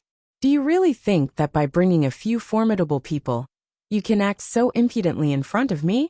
Let me tell you, all of Qixi is under the control of me, Fomin Linta. Wang Chong, do you dare to rebel in front of me? Fomin Linta coldly said. 20 years ago, if a little foreigner dared to speak to me like this, I would have killed him with a single slash of my saber. The voice of the evil emperor came from behind him, his voice cold and unhurried, as he walked over with the chief of Wuxiang. Even in front of an imperial great general like Fomin Linta, he made no attempt to hide his disdain, exuding an extremely domineering aura. Given the evil emperor's status in the martial arts world, he had stirred up so many bloody storms, killed so many top-class experts, and made so many people pale at the mere mention of his name. A Saint Martial realm Fomin Linta truly wasn't much in his eyes. Impudent. Fomin Linta was enraged. No matter how patient he was, he couldn't accept these words. Disciple, do you need me to kill him? As long as you nod, your martial uncle Fong, and I will kill him right now. That Dusong Mangpoch ran fast enough that we weren't able to kill him. But a foreigner like him is nothing to us. Killing him is as easy as snapping a finger. The evil emperor said. His gaze was as sharp as a sword, and it immediately fell on Fomin Linta's neck, the killing intent in his eyes obvious and undisguised. It was like Fomin Linta was not a great general that could intimidate the world, the Qixi Protector General, but a chicken or a duck in his eyes. On the side, the chief of Wuxiang didn't nod, but he also didn't shake his head. He had seen all the effort Wang Chong had put into dealing with Uzan, but Fomin Linta and the Qixi Protectorate hadn't appeared when they were needed, only coming out to take credit after the battle. This was truly shameful. Bastard! This is preposterous. Fomin Linta's face was red, and his entire body was trembling. He was the mighty Qixi Protector General, an imperial great general, and yet he was being humiliated in front of so many soldiers. This was simply too arrogant, showing no respect for him, the imperial Protector General. Killing intent surged in Fomin Linta's eyes as he tightened his grip on his saber, causing it to clack. But a moment later, a gaze even colder than Fomin Linta's came from across from him. Fomin Linta's heart chilled, and he could no longer vent his anger. This was not the first time that Fomin Linta and Dusong Mangpoch had clashed in the north, and the two were evenly matched in strength. Even Dusong Mangpoch had fled like he had seen a fiend, so Fomin Linta was certain that he was no match for them. Wang Chong, are you planning on attacking me? Fomin Linta suppressed his anger, as he raised his head to look at Wang Chong said, "Haha, Protector General, what are you saying? I was just joking with Protector General. If Protector General wants to take the credit, I have nothing to say. But I also have a few words for Protector General. There are some things that burn your hands. If Protector General wants to take them, you should think carefully." With these words, Wang Chong turned his horse around and rode back toward the distant city of steel. "Master, let's go." After exchanging a few words with Fomin Linta, the group quickly turned and left. "I still can't attack him right now. After all, he still has the status of Chishi Protector General. But I really do have to think of a way to move him away from Chishi as quickly as possible," Wang Chong quietly said to himself. The battle quickly concluded, and Uzin's army was utterly routed. Everyone fled in all directions like ants, which imperceptibly created a certain degree of difficulty in pursuing them. Wang Chong hadn't brought many men with him in the first place, and if they were too scattered, it would be extremely dangerous for them to run into another army. "Pass on my order. Have the army retreat. Don't pursue." Wang Chong's order was quickly passed down, and all the Wuxian cavalry, under the leadership of Li Sai, began to converge. But the Chishi Protectorate still had not withdrawn its soldiers. "Marquis, this is ridiculous. The people of the Chishi Protectorate are too despicable. We're fighting to the death on the front lines, but they're just picking up the credit from the back." "That's right. The Chishi Protectorate camp is clearly right in front of us, but they refuse to come out. Just this alone is enough for Marquis to complain about them. This is too much. Do they really think we don't exist?" Behind the silver-white steel walls, the soldiers were all gathered together, looking into the distance with furious expressions.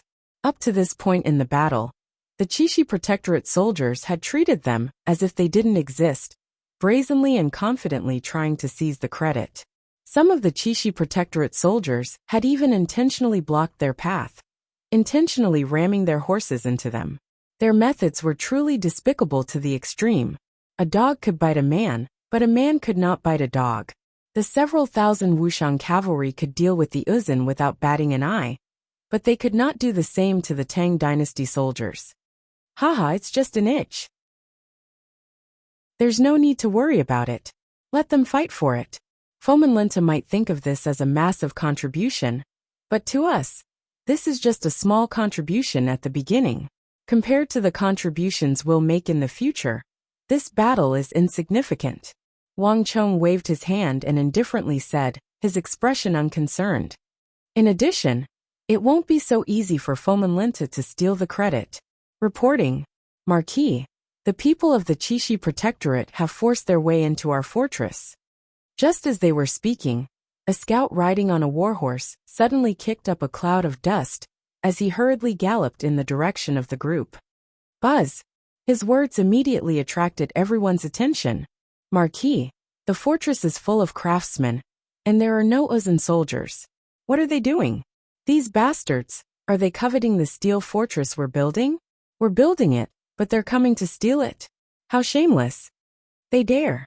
Chung Sanyuan, Su Shixian, and Suki all turned to Wang Chong. Now that Uzin's forces had retreated, the fortress at the Triangular Gap was an extremely important military stronghold. Given Fuming Lingcha's style, if he dared to rush out at the end of the battle to take credit, then he would definitely try to take advantage of this city of steel that they had spent so much manpower and resources to build. Fuming Lingcha's actions were not out of the question. "Marquis, they wouldn't really do that, would they?" Suki looked up at Wang Chong, somewhat worried. "That won't happen." Wang Chong calmly waved his hand, dismissing the worries of Suki and the others. Given Fomin Linta's personality, there's an 80 to 90% chance that he's thinking of stealing this fortress from us. After all, this fortress would be the equivalent of a base for the Chishi Protectorate, making it much more convenient. However, he would only think about it. He would never actually do such a thing. A mighty great general of the empire would not be so foolish.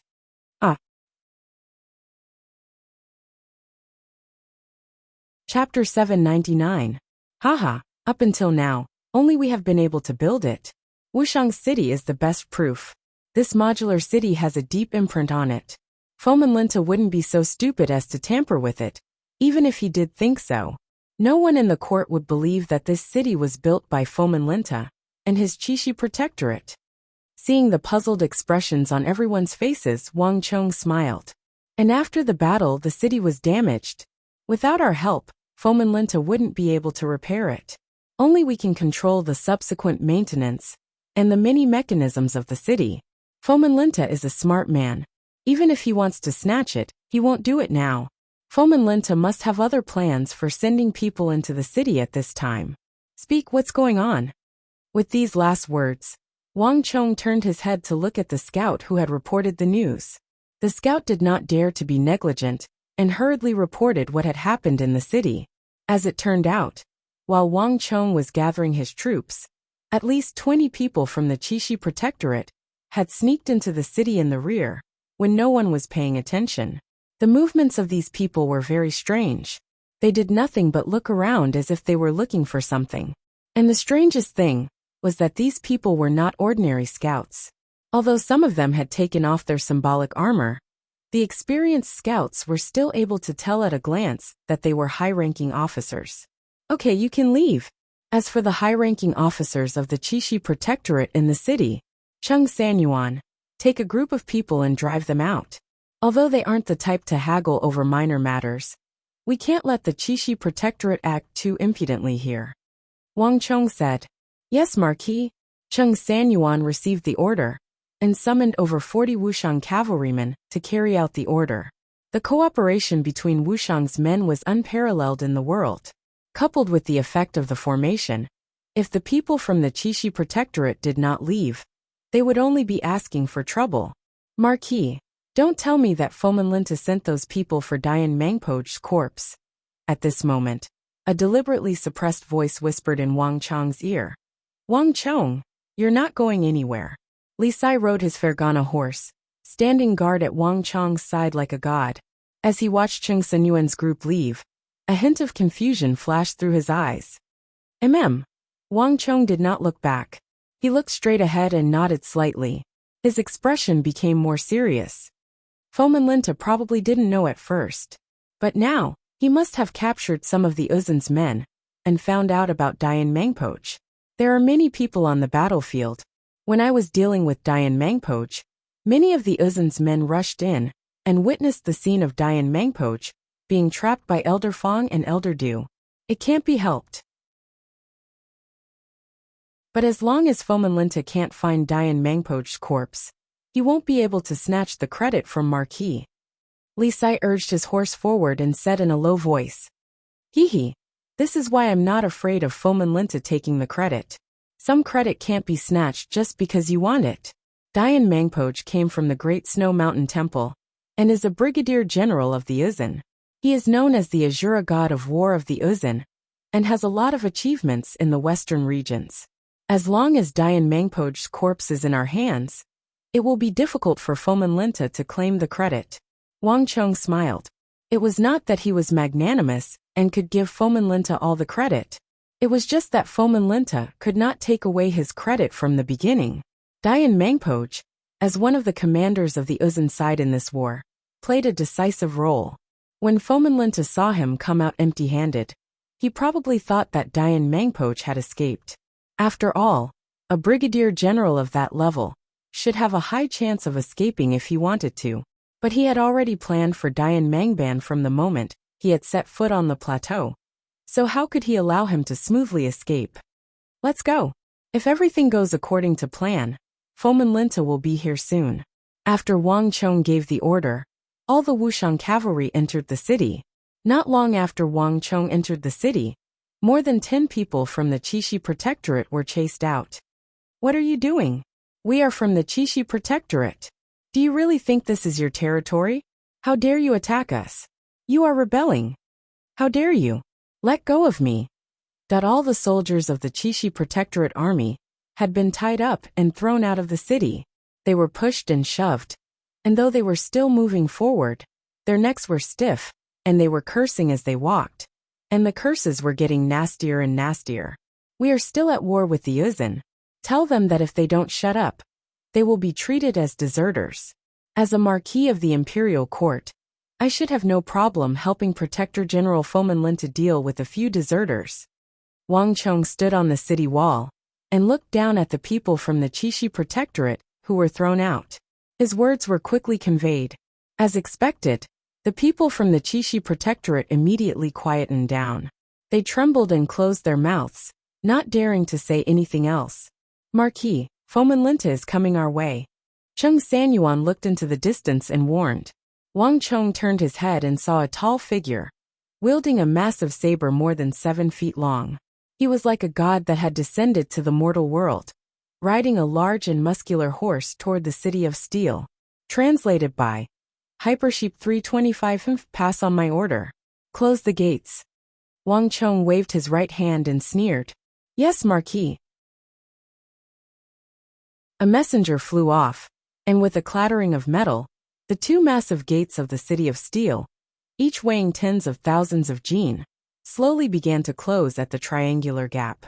A few moments later, there was a massive boom as the gates of the city of steel closed in front of Fomenlinta. Fomenlinta's eyes widened as he stopped his horse. This bastard! Fomenlinta immediately saw Wang Chong on the walls, a hint of anger appearing in his eyes. My lord, this brat is provoking us. The deputy's indignant voice came from the side. The Qixi Protectorate had always been in charge of Qixi, and Fomenlinta was the Qixi Protector General, the undisputed supreme ruler. For Wang Chong to dare to close the gates in front of him was simply outrageous. He's getting more and more arrogant. My lord, you have to teach him a lesson, or else his tail will just soar into the sky. The deputy's words came to a halt as Fomenlinta extended his right hand to stop him. There's no need to say anything. I have my own plans for this matter. Fomenlinta stared at Wang Chong on the walls, a myriad of emotions in his eyes.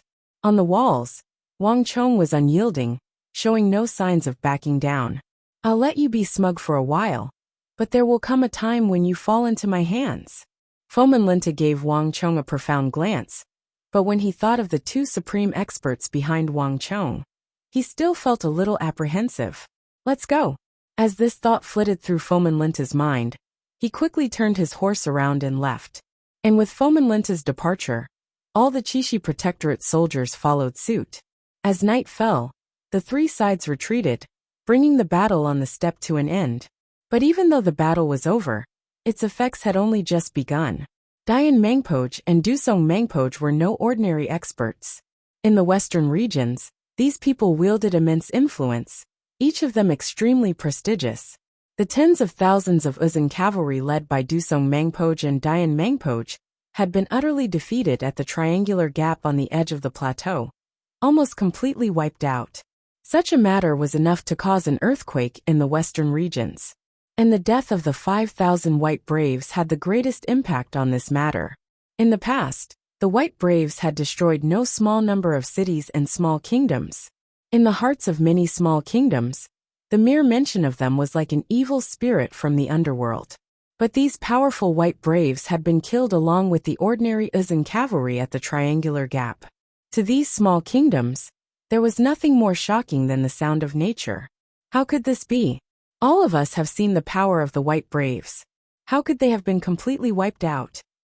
In the northwest corner of the Uzun Empire, south of the Tsong Mountains, close to the Anxi Protectorate's Greater and Lesser Balar, this matter had sent shockwaves through the 2 kingdoms. Hurry and investigate. I have to know who wiped out the White Braves. They are the benefactors of our Lesser Balar. No matter what, I have to think of a way to thank them. In the royal palace of Lesser Balar, the king of Lesser Balar, with his thick red beard, was in the middle of a banquet. When he heard this news, he was so excited that he dropped the gold-plated wine cup in his hand, shattering it. But in the neighboring Greater Balar, the reaction to this matter was completely different. Impossible. It's impossible for anyone to wipe out the White Braves. All of you know how powerful they are. How could such formidable White Braves have been defeated, and even wiped out? This must be false news spread by someone who wants to harm our great Balar. Pass on my order. Anyone who dares to discuss this matter will be executed. The king of Greater Balar had an ashen face, his thunderous voice echoing over the kingdom. Chapter 800. In the western regions there were two major regional powers. One was the Western Turkic Khaganate, and the other was the Uzun Empire. The Western Turkic Khaganate had maintained an extremely powerful and prosperous state for a very long time, maintaining a long-lasting influence over the kingdoms of the western regions. The Uzun Empire was not like this, but even though it did not have a long history of ruling over the kingdoms of the western regions like the Western Turkic Khaganate, the Uzun Empire still ranked second in terms of influence. At times, even the cavalry of the Western Turkic Khaganate would have to retreat when encountering the cavalry of the Uzun Empire, as if they were extremely apprehensive of them. Now that a battle had taken place on the plateau that involved two imperial great generals and tens of thousands of Uzun elite cavalry, if this matter could not attract the attention of the kingdoms of the western regions, then there was nothing else that could. Flap flap. Countless carrier pigeons flew over the skies of the western regions. This battle on the edge of the plateau seemed to grow wings and rapidly spread through the western regions. In the Anqi Protectorate headquarters, Gao Xianji held the letter in his hand, his brow tightly creased, and he remained silent for a very long time. The border between the Uzun Empire and the Tang dynasty's western regions was extremely long, so it was not just Qixi that had been harassed by the Uzun Empire. The Anqi Protectorate headquarters had also been harassed. It was just that the Uzun Empire's assaults on the Anqi Protectorate headquarters had all been repelled by Gao Xianji. Gao Xianji did not have many soldiers, but all of them were the most elite soldiers of the Tang dynasty. Each one of them could fight against 100 soldiers. Moreover, the Anqi Protectorate army was well equipped and possessed a large number of ballistae with astonishing destructive power. As a result, the Uzun Empire had always been extremely apprehensive of him. Moreover, with Gao Xianji's current prestige in the western regions, he could summon hundreds to his call. Other than the Tang dynasty's Anqi Protectorate army, he could also mobilize the soldiers of the other countries of the western regions. Not even Uzun would dare to lightly clash with him. Even so, Gao Xianji had never dared to underestimate Uzun's cavalry, especially when they were being led by an imperial great general. Chongqing, what do you think? Dusong Mangpoj is no weakling, and Fomenlinta's abilities alone are not enough to defeat him. There's something fishy about this matter, Gao Xianji said and handed the letter to Feng Chongqing. Feng Chongqing didn't say anything. He glanced at the letter in his hand and lowered his head thoughtfully. Only an imperial great general can deal with an imperial great general. Based on the losses suffered by the Uzun Empire, Dusong Mangpoj was clearly forced to flee. For this to happen, the other side has to have at least two imperial great generals, and extremely formidable ones at that. Fomenlinta clearly doesn't meet this condition. Feng Chongqing raised his head and said. His eyes were clear and extremely rational. But are there so many imperial great generals in the western regions? Or are Geshu Han and Insis Han also coming? Gao Xianji said. Haha, if it's Milord they might be able to come, but if it's Fomenlinta, it's impossible. He's always had a fiery temper, and he likes to flaunt his seniority. It would be strange if the other two could endure it. Moreover, they still have to guard their own garrison. As great generals, abandoning their posts is a heavy crime. Feng Chongqing laughed. But if it's not them, who could it be? When did so many experts appear in the entire western region? Gao Xianji sternly said. These words instantly caused the smile on Feng Chongqing's face to vanish. He instantly sensed the weight of this matter. Imperial great generals were no trifling existences.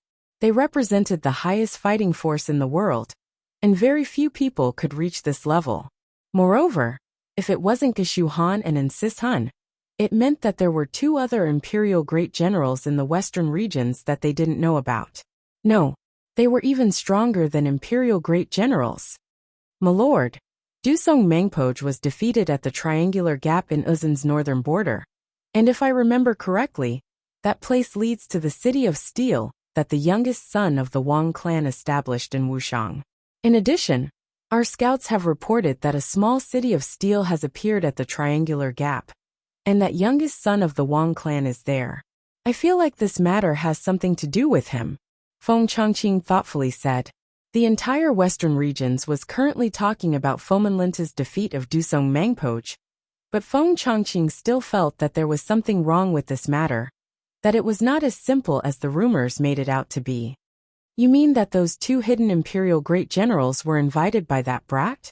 Gao Xinji frowned. He had always had a deep trust in Feng Chongqing. Although he was extremely ugly, his vision was unique and his thoughts clear. He could often see things that others could not. This had been proven countless times in the past.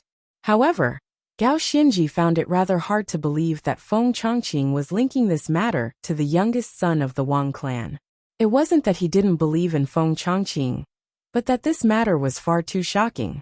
An imperial great general was no trifling matter, and this was someone who could defeat one.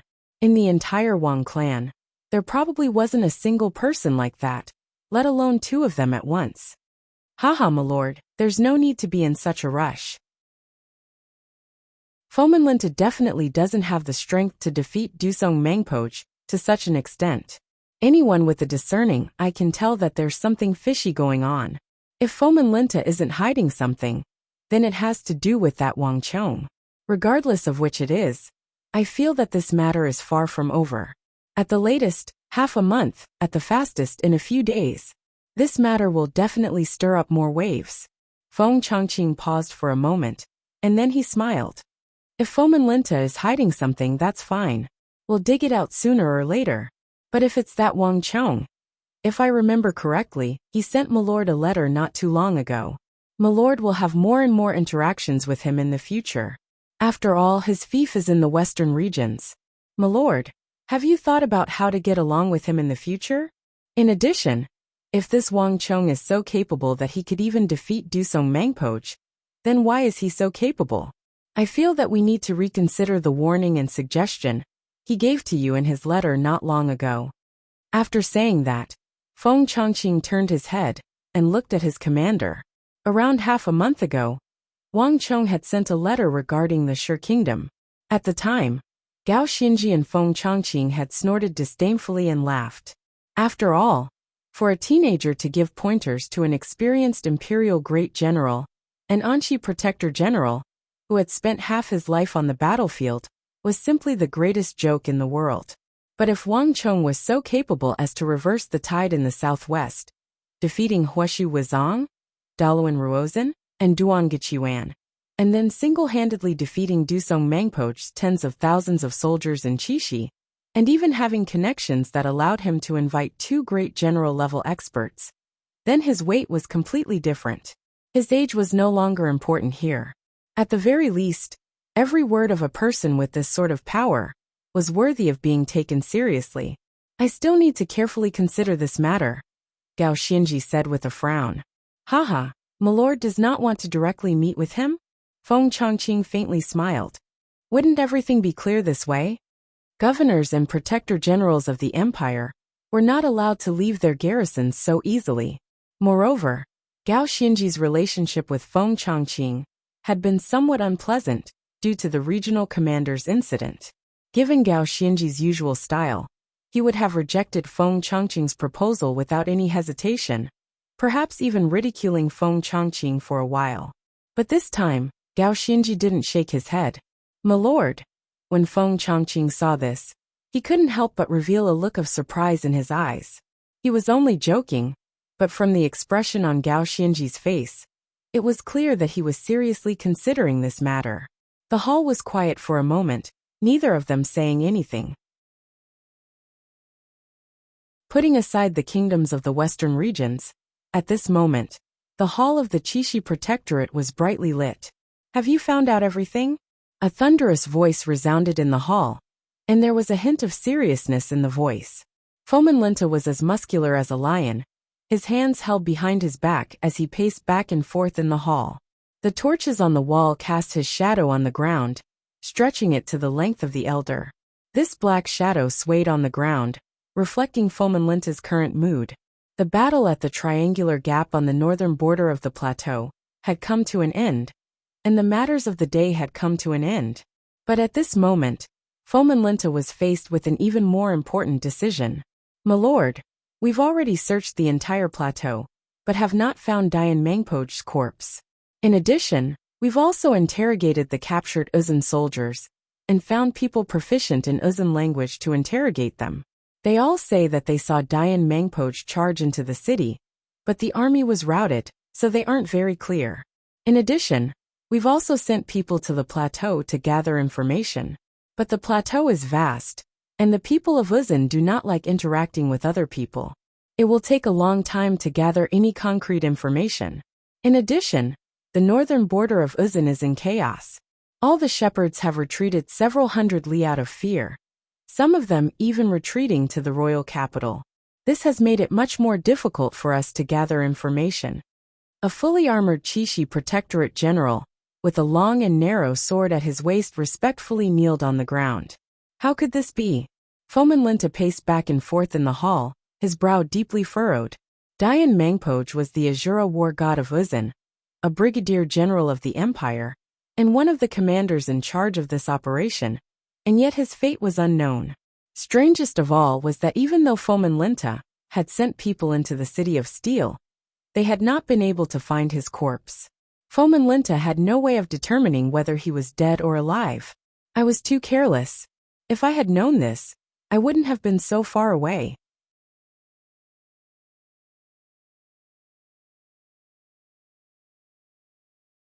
Chapter 801. Experts of Dusong Mangpo and Dian Mangpo's level could move extremely quickly if they wanted to escape. Although Fomin Linta was an imperial great general, he still could not catch up. This was also why Fomin Linta was so conflicted that he still could not confirm whether Dian Mangpo was dead or alive. My lord, do I still need to report this to the imperial court? If Dian Mangpo isn't dead, it's fine.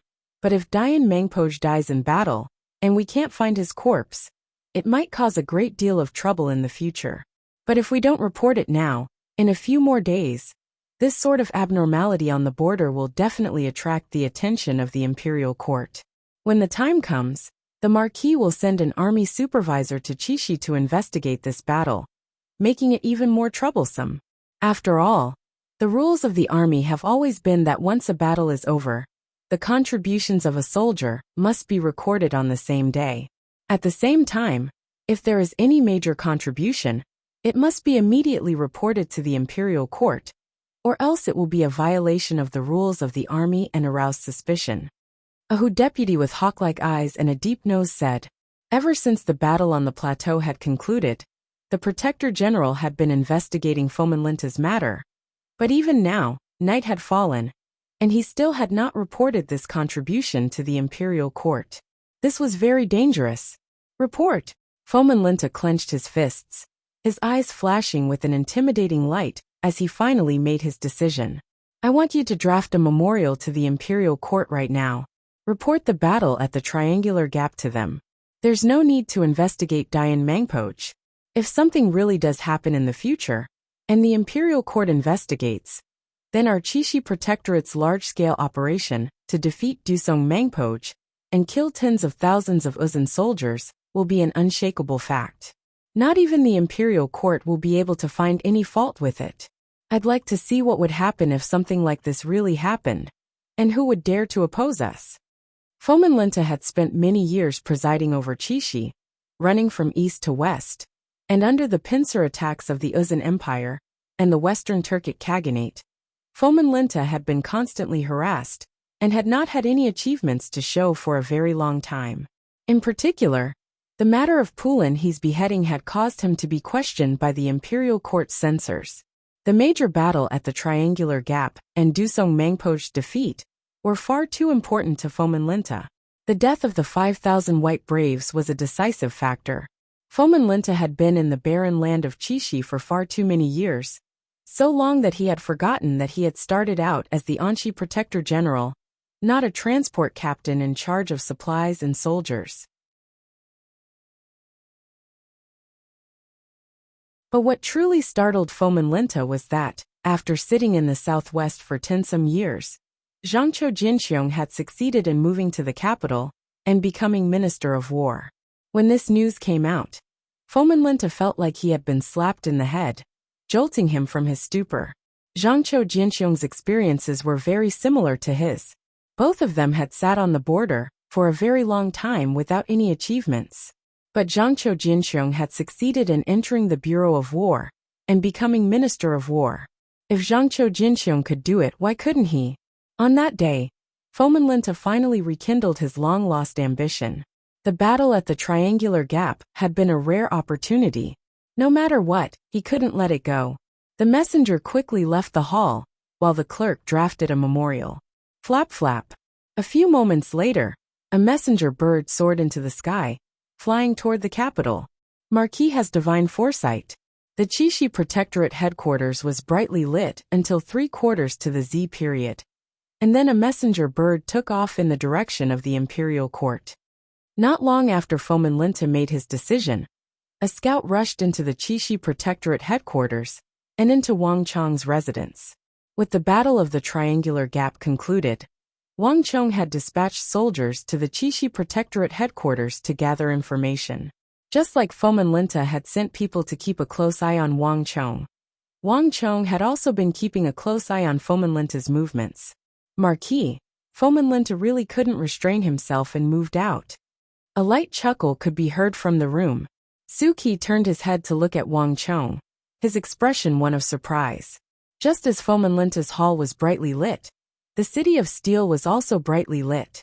Li Sai, Su Shixian, Cheng Sanyuan, and all of Wang Chong's subordinates had gathered together, all of them silently waiting for the Qixi Protectorate headquarters to make a move. I understand. You are dismissed. Wang Chong lightly waved his hand, dismissing the scout. Marquis, Fomin Linta has already moved. Should we do the same and deliver Dian Mangpo's head to the imperial court as a surprise? Cheng Sanyuan probed. Dian Mangpo's corpse had already been smuggled back in a chest. This was a crucial piece of evidence, and as long as it was delivered to the imperial court, it would definitely give Fomin Linta a massive surprise. There's no need. Wang Chong grinned and waved his hand, rejecting Cheng Sanyuan's proposal. Fomin Linta is a crafty old fox. Whether it was letting Dian Mangpoch pass, or using someone else's knife to kill us on the plateau and steal our credit, he did it flawlessly. Even if we report this matter to the imperial court, we'll at most charge him with lying about military intelligence and stealing credit. It won't be enough to deal him a fatal blow. On the other hand, if this matter is exposed, Fomin Linta might fly into a rage out of humiliation and launch a frenzied vengeance against us. At that time, we'll have outsmarted ourselves. Everyone looked at each other, and none of them could say a word. Marquis means that we need to endure for now, but if we do nothing, Fomin Linta might take an inch and take a mile, which isn't very good for us. Li Sai suddenly spoke from the side. That's right. General Li's words are reasonable. The others began to agree. Fomin Linta's status was simply too high. They didn't know if they should take action or not. Moreover, he had dared to steal credit in front of everyone on the plateau, which meant that he was already completely unbridled. There was no guarantee that he would do something even more outrageous in the future. Haha, Fomin Linta will definitely have to be dealt with, but it won't be by sending a letter to the imperial court to testify against him. All of you relax. I have my plans. If all goes as expected, in less than a month, Fomin Linta will be completely removed from the position of Qixi Protector General. Wang Chong indifferently said. These casual words had an earth-shattering effect in everyone's ears. Everyone couldn't help but tremble, their eyes widening. All of them stared at Wang Chong in shock. Imperial Protector Generals and Great Generals were no ordinary individuals, and the mobilization of these people would involve the entire body.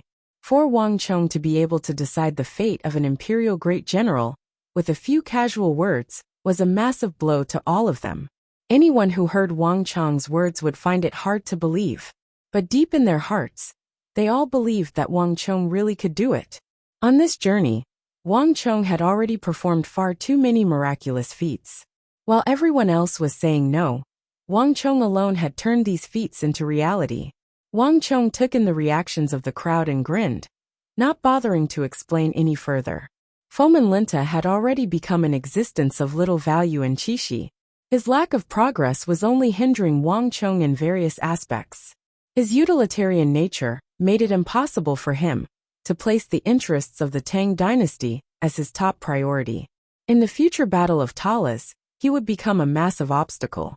For the sake of the Tang dynasty, for the tens of thousands of soldiers of the Protectorate of Rest, and for the soldiers of Qixi, Wang Chong had to think of a way to remove him from the position of Qixi Protector General. But there was no need to explain this to the crowd. Zhang Ke, how is the matter I asked you to do going? Wang Chong turned his head to the corner of the hall, where Zhang Ke was hidden in the darkness. On his shoulder was that small and fierce rock eagle, its eyes shining with a blazing light. Wang Chong's words quickly drew everyone's attention to him. Reporting to Marquis, everything is ready. We have already followed Marquis's orders to follow the target. Zhang Ke walked out of the darkness, his right hand pressed to his chest as he bowed. The crowd glanced at each other, none of them understanding what Wang Chong and Zhang Ke were talking about. This youth from the capital had been studying under Old Eagle for at least 7 or 8 years. When he had first appeared in front of everyone, his face had been immature. But after the baptism of 2 battles, Zhang Ke had become much more mature and composed. His immature face now had the aura of someone who had been tempered by wind and frost, and was worthy of trust. Yes, remember not to reveal your identity. Listen to my orders. Listen to my orders, Wang Chong indifferently said. Your subordinate understands.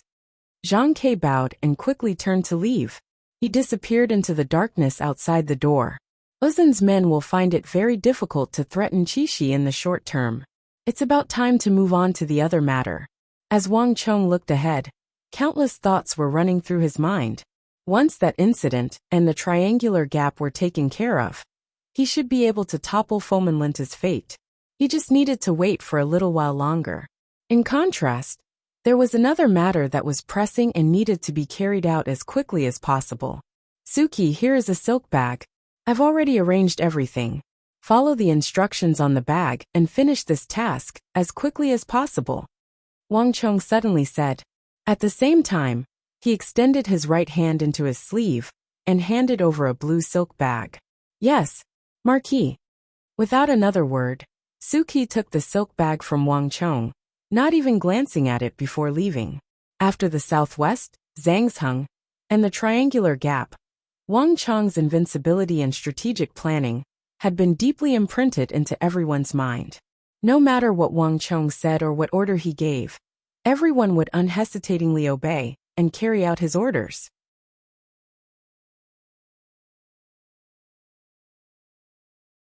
Chapter 802. Southwest of Wuxiang, 700 or 800 kilometers away, in a mountain range with steep cliffs and no path connecting it. But more than 2 months ago, more than 100 people had traversed the mountains, cutting their way through brambles and thistles to enter this mountain range. No one knew what they were doing, only that they had spent more than a month clearing a path out of the mountain. Then they began to dig into the mountain, apparently searching for something. Everyone do your best. Marquis has ordered that if you can find that Lu ore, everyone will be heavily rewarded. From now on, you will all be able to eat and drink well, and no one will have to worry about food or clothing. This is a once-in-a-lifetime opportunity. Don't be discouraged, don't be disheartened. If Marquis says it's here, then it definitely is. All of you know about the War of the Southwest. A person like Marquis has always been like a god and would never lie. Everyone, do your work well. Marquis will not treat you unfairly. On a mountain, atop a large crouching boulder, a 30-something-year-old army supervisor was urging his men on, his loud voice echoing over the mountain range. My lord. While they were digging, a panicked shout suddenly came from outside. A strong man in his 30s, who was naked from the waist up, staggered in from the outside. There are many people outside. Quickly go and take a look. What? On the crouching boulder, the 30-something-year-old army supervisor leaped down from the boulder in shock. What nonsense are you spouting? There's no one else here except us. My lord, I'm not lying. Quickly take a look. The 30-something-year-old man said, his face filled with fear. The argument between the two quickly attracted everyone's attention. Gallop. A few moments later, a cloud of dust and thunderous hooves could be heard. traveling along the path they had cleared. The Inspector General's expression froze as he subconsciously raised his head. He saw a billowing cloud of dust covering the sky, and within the cloud of dust, he could vaguely make out countless figures. From the clopping of hooves and the cloud of dust, there were at least 1,000 people rushing over. Just who are these people? Other than us, there's no one else in the entire mountain range. Could it be a nearby mountain bandit? The military supervisor was startled, and a thought flashed through his mind. On the westbound Silk Road, bandits and highwaymen were the most tyrannical. For them to appear at this time, they were most likely the bandits and highwaymen from the nearby mountains. Could it be that we made too much noise here and attracted the attention of some mounted bandits? The army supervisor felt uneasy. Thunder Rock. At this moment, a loud voice came from the smoke. Before the supervisor could figure out what was going on, he saw an arm with bulging veins and 5 fingers that were as black as steel. The arm grabbed a token and reached out from the smoke. That's right. Lei Peng was taken aback, but he quickly recognized the token. In the entire Tang dynasty of the Central Plains, there was only one lord who would use such a token. Did Marquis send you here? But isn't it not time yet? Lei Peng immediately calmed down. The battle on the Western Front has ended. Marquis has ordered us to speed up the progress on the Luor mine. The smoke dissipated, and a fully armored leader of the cavalry charged out. His expression was solemn, and he had a mustache above his lips. It seemed that he had some status. Behind him, one figure after another arrived. Upon closer inspection, there were at least 1,000 people. But we've already been digging for more than a month, and we still haven't found any Luor. Isn't it too hasty to increase our manpower now? Wouldn't it be a waste of countless manpower and resources? And a great disappointment to the Marquis. Lei Peng said nervously. Although he had been cheering them on for the past few months, he had no idea whether or not the Luor Marquis had spoken of actually existed here. The mountains here were so dense that before they actually dug it out, no one knew which mountains had it, and which ones didn't. Perhaps the entire mountain range didn't have it at all. Wouldn't that be a waste of effort? If Marquis says there is, then there definitely is. There's no need for you to say anything more. The leader of the cavalrymen was swift and decisive. As soon as he finished speaking, he turned his head and waved his hand behind him. In an instant, everyone dismounted from their horses, pulled out pickaxes, shovels, and other tools from their horses, and walked over with large strides. They quickly joined the mining army. Seeing this, a trace of helplessness flashed through Lei Peng's eyes, and he joined the mining army.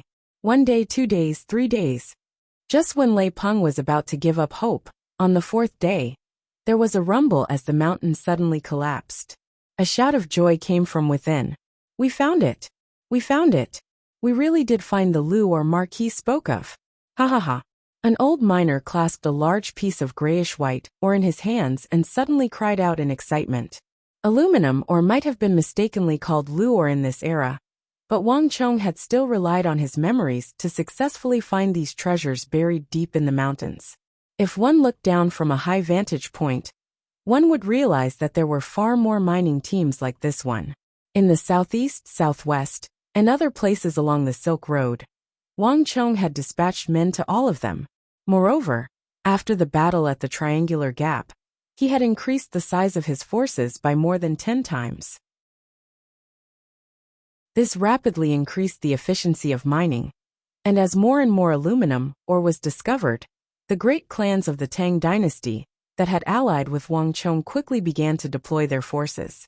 Cart after cart of aluminum ore was excavated from the depths of the mountains and sent to the capital like rivers flowing into the sea. And in the capital, everything related to aluminum ore was gathered under the name of a single person. My lord, this is the 1,000th cart of Lu ore that has been delivered today. On the eastern outskirts of the capital, on the westbound Silk Road, an azure-robed guard stood next to Zhao Jingdian, watching as countless carriages passed by, transporting one cart after another of Lu ore. Behind them stood a series of houses. These houses were all made of the simplest and crudest brick construction. There was no furniture inside, only piles of Lu ore inside. In the Tang dynasty, All the iron and copper ores were sought after by the great clans and swordsmiths, but no one knew what this newly discovered Lu ore was for. Although many people believed it to be worthless, it was an indisputable fact that it was highly valued by Wang Chong. Although many great clans still had reservations about Wang Chong's plan, they couldn't stand the fact that the cost of this Lu ore or lime was far too low. For these great clans, even if they participated, their losses would be extremely limited. On the contrary, if they gambled correctly, they would be able to obtain endless benefits from Wang Chong. This was the true reason why so many great clans were participating. The supply this time is truly too large. It seems like Marquis has already freed himself from Wuxiang. An extremely quick-witted guard next to Zhao Jingdian spoke up, an excited expression on his face. The two of you have rather fast reactions. I just received the news a few days ago that Marquis defeated Dusong Mangpoj and the Izan on the plateau, sweeping away the threat to the west.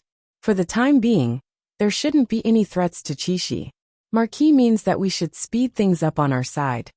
Zhao Jingdian gave a slight nod and said. Zhao Jingdian had not gone with Wang Chong on this trip to Wuxiang, because Wang Chong had given him an even more important task. The lime, clay, sand, and stones were all extremely unremarkable items that the nobles of the capital would not care about. But Zhao Jingdian could sense that Wang Chong viewed these items with unprecedented importance. This was the primary reason he had stayed behind. How are the craftsmen in the rear coming along with the new mud formula? Zhao Jingdian asked, his gaze still fixed in the direction of Qixi. All the most experienced craftsmen have been working day and night to formulate the best formula, and they've already reaped the rewards. The newly formulated mud, after being hardened, can now withstand the full-force blow of a true martial realm expert. But Master Kong and the others say that the hardness of this formula can be increased. In its ideal state, it should be able to withstand the full-force blow of a profound martial realm expert. The guard on the left solemnly said. In addition, the masters have agreed that Marquis' idea of adding some steel bars to the mud ahead of time is very reasonable. Moreover, the masters also have some ideas. They feel that we can add some simple toughening inscriptions or defensive inscriptions to the steel bars. This will greatly increase the hardness of the hardened mud, further increasing the amount of strength it can bear. The other guard added, the greatest difference between this world and Wang Chong's previous world was the large number of inscriptions. This also meant that Wang Chong had probably underestimated the heights cement could reach in this world. Wang Chong could not have predicted all of this. It's about time. Marquis' matter can't be delayed. Inform the great clans of the capital, and tell them that Marquis has made an agreement with them, that it's time for them to contribute money and strength. After waiting for so long, they're probably even more anxious than we are. Zhao Jingdian held his hands behind his back.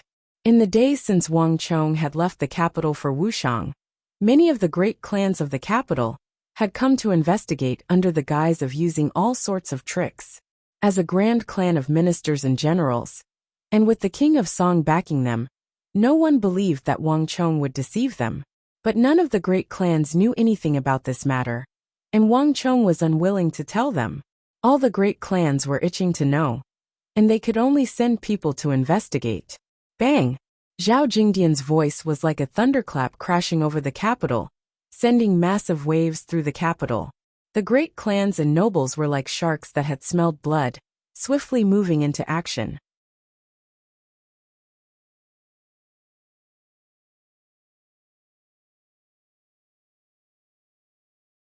Chapter 803. Buy. Buy all of the lime, clay, sand, stones, and whatever Lu ore you have and send them over. We'll give him as many people as he wants. We'll give him as much money as he wants. We have to make Wang Chong and the Wang clan owe us a favor. In a small clan in the western part of the city, the 40-year-old clan had roared like thunder. What? Risk? Are you afraid that the mighty Wang clan won't be able to pay up? Putting aside everything else, just think about how much each Wuxia steel sword costs. You can't even buy one even if you have the money. Are you afraid that he won't be able to pay up? In the largest abyssal sword tower in the eastern part of the city, Tower Lord Zhao Jinling's spittle splattered everywhere as he cursed at the opposing elders. The elders' faces were red as they covered their faces and fled. Go, go, go!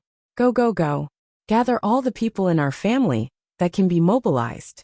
Also, send those bastards born by the third and fourth brothers. They've been idling around all day long. Send them all out.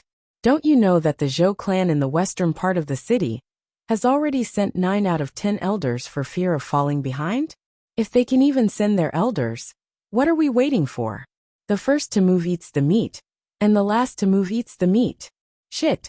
In the northern part of the city, the Huang clan's patriarch Huang Sha had always had a fiery temper, and this time, his furious voice was so loud that it seemed like the roof of the residence would be blown away. Everyone fled in fear and trepidation. The Zhao clan, the Bai clan, the Guo clan, the Chai clan, and the other ancient clans of the Tang dynasty also dispatched their experts. Because of the letter that Wang Chong had sent to Zhao Jingdian from Wuxiang, all these clans were mobilizing. When all these families and clans were gathered together, they were like a huge machine operating together. The amount of energy they could muster was extremely shocking. All the lime, clay, sand, stone, and luor was gathered like a surging flood and transported to Zhao Jingdian's hands. With a single order, Zhao Jingdian had gathered at least 100,000 craftsmen. Not even Wang Chong had been able to do this when he was building the city of steel in Wuxiang. Compared to the remote and uninhabited Wuxiang, the capital was far more convenient. 3 days later, at the beginning of the road leading from the capital to the western regions, Zhao Jingdian, dressed in formal attire, was surrounded by countless experts from the great clans. The plan had already begun. Everyone was looking forward to this cement road that they had never heard of before. They all wanted to see what was really going on. Get ready! With a grave expression, Zhao Jingdian gave the order. A moment later, several hundred craftsmen lined up on both sides of the road and began to put in lime, clay, and luor as they had practiced countless times. Then they poured in sand and stone, quickly mixing them with water according to the ratio, and began to stir. Under the curious gazes of countless people, these craftsmen first covered the long road with a thick layer of the mud, then added a layer of gravel, stones and steel bars that were as thick as a finger surrounded by iron wires. Finally, the last layer of mud was added. When everything was over, a 10-inch tall asphalt muddy road appeared in front of everyone. That's it. A disciple of the Zhang family in the capital looked at this scene with a dumbfounded expression. He had heard people talk about the cement road countless times, and there were all sorts of stories about it. Some said that the road would spit fire at night. Some said that it had wheels and could be moved, and some said that gold and silver had been added to the road so that it would sparkle at night. It was just that no one would have thought that this cement road, which took a lot of time and effort, and attracted the attention of countless aristocratic families in the capital, was actually so ordinary. To think that it was just a few layers of green mud and 2 steel bars. What a waste of all the aristocratic family's expectations and energy, only to get such a thing in the end. It was really too disappointing. Haha, of course it's not over yet. If anyone wants to back out, there's still time. Our young master said long ago that we won't stop anyone who wants to back out. All the money you've invested in this project will be returned to you in full. Zhao Jingdian heartily laughed. In an instant, the surroundings fell into a dead silence. The experts from the various aristocratic families, who were originally full of dissatisfaction, all shut their mouths tightly, as if someone had sewn them shut, unwilling to say a single word. What a joke! Whether it was lime, clay, lu or sand or stone, they were all the cheapest things. Even if one invested countless manpower and resources, even if they multiplied this number by 10, it would still be a small sum. There was nothing in the world more worthwhile than spending such a small sum to establish a relationship with the Wang clan. As for this mud, so what if it was all dirt and couldn't be used? Which clan with a bit of foundation would care about such a thing? They would just treat it as buying a ticket. Moreover, even though they didn't feel it at the start, as long as there were tens of thousands of big families involved, it would become a major existence that no family could ignore. As for why they had gathered in the first place, That was no longer important. If anyone backed out now, they would become the common enemy of the other clans and be ostracized by the other clans. It wouldn't matter in the short term, but if this continued, this clan would be ostracized from the other clans and would eventually decline. On the other hand, if all the clans banded together, all of them would benefit in the future. This was why the Zhao clan and Bai clan, even though they knew that Wang Chong had taken their money to build the road, had still decided to intervene. The other clans relied on the Zhao clan and Bai clan, and the Bai clan and Zhao clan could borrow the strength of the other smaller clans to develop even more. At the same time, they could increase the influence of the Zhao clan and Bai clan in the other clans. Lord Zhao, there's no need to be so serious. I was just joking. That's right. I was just joking. How could we possibly retreat? The young Marquis's plans are flawless.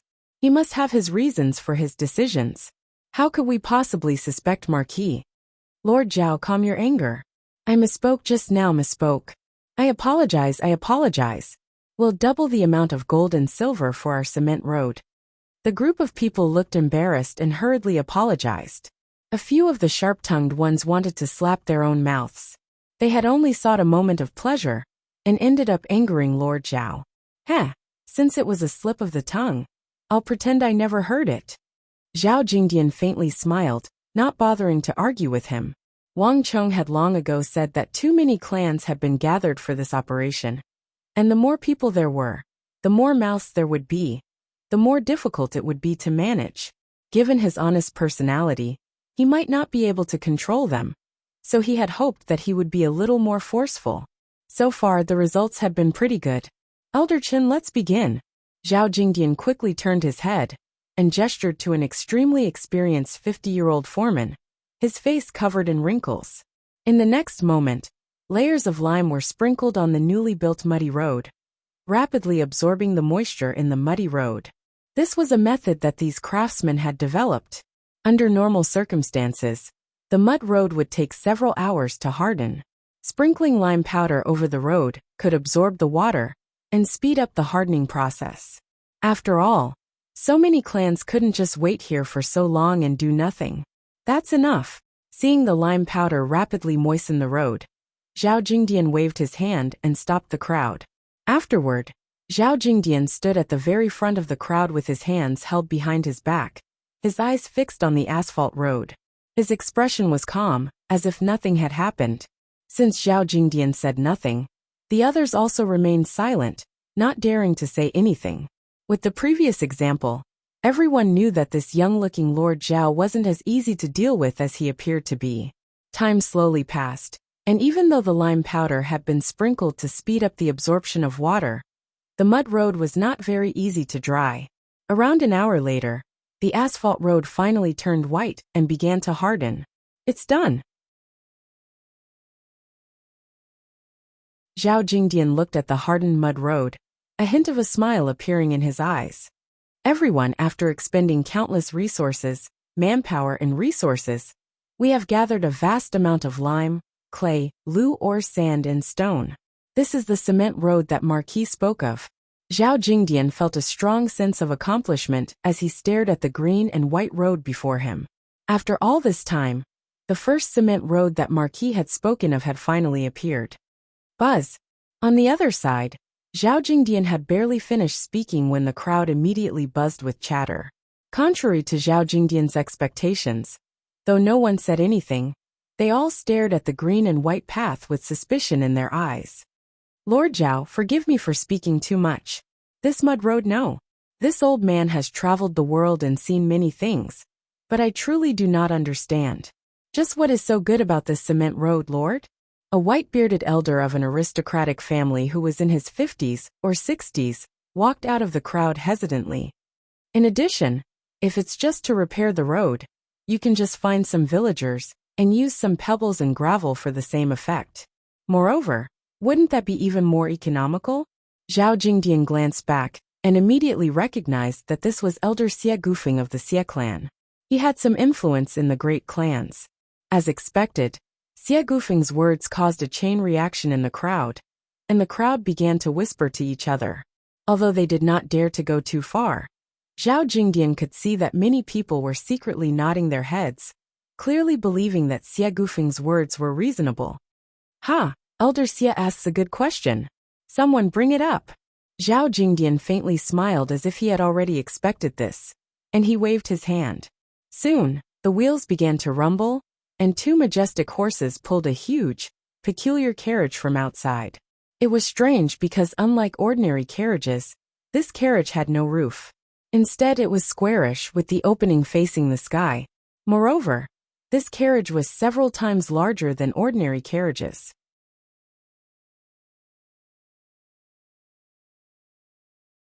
Chapter 804. Rumble. Under everyone's flabbergasted gazes, this large carriage quickly drove onto the road and came to a steady stop. Elder Xie, I want to ask you, what is the maximum weight a normal carriage can carry? Zhao Jingdian suddenly turned his head and asked. It's usually around 700 to 800 jin. At most, it won't exceed 1200 jin. Although he didn't understand why Zhao Jingdian was asking this question, Xie Gufeng still answered truthfully. Why is it 1200 jin? Zhao Jingdian smiled and asked. That's actually very simple. If it's too heavy, horses won't be able to pull it. Perhaps 3, 4, or even 5 horses will be needed to pull it, but that will be very troublesome. Getting 5 horses to work together to pull a carriage wasn't something an ordinary horse could do, and it wasn't something an ordinary coachman could control. Moreover, the bearing capacity of the road also has to be taken into account. If it's too heavy, the wheels will sink into the mud and become stuck there, unable to move. Even if they can move, it will be very difficult. In this way, the journey will be long and protracted, which goes against the original purpose of the carriage. Xie Gufeng said. Zhao Jingdian's questions were all common sense. Anyone from a great clan, who had had some contact with carriages, should understand this. Merchants would not rise early without profit, and if they could transport more people, why wouldn't they do it? Moreover, 1200 jin, together with the weight of the carriage itself, is already very heavy. It's at least 1700 to 800 jin, perhaps even 2000 jin. This is an astonishing weight. Xie Gufeng paused for a moment before adding. Haha, Elder Xie, I understand. With a wave of his sleeve, Zhao Jingdian pointed at the Wang clan guards. You, all of you get on. With a casual wave of Zhao Jingdian's hand, 10 some agile warriors immediately leaped onto the carriage. This strange action immediately attracted the attention of the crowd, and the clan experts immediately began to look over with interest. Although they didn't know what Zhao Jingdian was doing, they all understood that Zhao Jingdian was doing this for some special reason. Elder Xie, there should be 1200 jin here, right? Zhao Jingdian smiled. Yes, there is. Xie Gufeng's eyelids jumped. The guards of the Wang clan were all strong and tall. With these dozen or so people, it wasn't just 1,200 kilograms, but at least 1,700 to 1,800 kilograms. You guys go too. Chuckling, Zhao Jingdian extended his right index finger and waved it at another group of Wang clan guards. Yes, my lord. Everyone giggled, as if they had already expected this. They climbed up the carriages with ease. By now, there were more than 20 Wang family guards in the back of the carriage, all squeezed together. At this moment, everyone finally understood why Zhao Jingdian had made such a carriage bed. Lord Zhao. Xie Gufeng's eyelids couldn't help but twitch when he saw this. More than 20 strong men were packed tightly together. This kind of transportation method had never happened before. This was more than 2,000 to 3,000 caddies. You guys follow us. Zhao Jingdian seemed to think that this wasn't enough, and with another wave of his hand, more guards began to giggle and climb up. Some of them were standing on the edge of the carriage, while others were hanging on the protruding parts of the carriage bed. In short, the entire carriage was densely packed with people. In an instant, everyone was stunned. A single carriage was carrying more than 30 people. Compared to a normal carriage that could only carry 3 or 4 people, this was 10 times the weight. This was simply unimaginable. My lord, forgive me for speaking too much. You're carrying so many people, and I'm afraid that these 2 war horses will find it very difficult to move them. Xie Gufeng suddenly took a few steps forward and said. Zhao Jingdian had found this carriage to carry too many people. Although Xie Gufeng could tell that Zhao Jingdian wanted to prove something to the crowd, this wasn't enough. Haha, how can we know if it'll work if we don't try? Zhao Jingdian heartily laughed unconcerned. Elder Liang, let's begin. Zhao Jingdian gestured to the old driver. Hiya! With the crack of a whip, a searing whip lashed through the air, and then struck the two warhorses. Nay! The warhorses neighed, and a moment later, the wheels of the carriage began to rumble. As the crowd watched, the two warhorses began to pull the carriage carrying 30 people forward. In the beginning, it was obvious that the two warhorses were struggling, and the speed at which they were pulling was very slow. But the further they went, the faster they went. In the end, the entire carriage rumbled, pulling the 30 people in the carriage as it rushed forward. Bang! The crowd instantly fell into an uproar at this sight. His originally indifferent gaze suddenly widened, and his face was filled with shock. 30 people. How could this be? It's actually pulling, and it's moving so fast. What's going on here? This carriage is pulling 30 people, but it can't even move. Just how did he do it? How could there be a carriage that can pull it for so many years? A carriage can never pull more than 10 people. Once it does, it will sink so deeply that it won't even be able to move. How could it be so fast? The sight before them completely overturned their understanding of how heavy a carriage could be. Everyone present was a disciple of a great aristocratic family. Things like transporting goods and carriages were usually done by servants, but they didn't have to worry about it. But this didn't mean that they didn't understand the meaning behind this sight. If the carriage could be 10 times as heavy, the clan would also be able to earn 10 times as much. Perhaps they did not care about the details of the carriage, but no one would not care about the huge profits that could be made from it. But Zhao Jingdian's display was far from over. Hiya! With a shout, the coachman called Uncle Liang suddenly cracked his whip, and Nei's horse neighed. The shaft of the carriage parted, and a warhorse neighed as it broke free of its restraints and charged out of the muddy road. A moment later, under everyone's shocked gazes, the remaining warhorse pulled the 30-some Wang clan guards and continued to charge forward. How could this be? What sort of horse could have such strength? It's too shocking. I've never seen such a sight in my entire life. Is that still a horse? How did they do it? It's simply inconceivable. No, it's not the horse, it's that carriage. No, it's not the carriage, it's that muddy road. No, it's the horse. The crowd argued endlessly. Everyone was shocked by this scene that had never appeared before. As Zhao Jingdian listened to the arguments of the crowd, his lips curled into a smile. This argument meant that his painstaking efforts had not been wasted, and it also meant that Marquis's plan was working, and everything was on the right track. Nay, in the distance, the carriage stopped after traveling for more than 200 feet. Zhao Jingdian made a gesture, and the 30-some guards of the Wang clan residence laughed and jumped down from the carriage, gathering around Zhao Jingdian's side. Everyone, I presume that all of you have seen it. This is the cement road that Marquis spoke of. As long as we can build this road, our carriages will be able to bear even more weight, transport even more goods, and bring in even greater profits, saving on manpower and resources. Zhao Jingdian's gaze swept over the crowd, his eyes wise and his expression calm. And all of you should have seen that our road is extremely smooth. Although there are 30-some people standing on the carriage, there is not the slightest jolt. Everyone here is a member of a great clan, and does not lack for gold, silver, or treasures. Your businesses are also very large, so it is inevitable that you will have to go out and discuss some matters. If this road is connected, it will be much easier for everyone to go out, and there will not be as many jolts. The crowd instantly fell silent.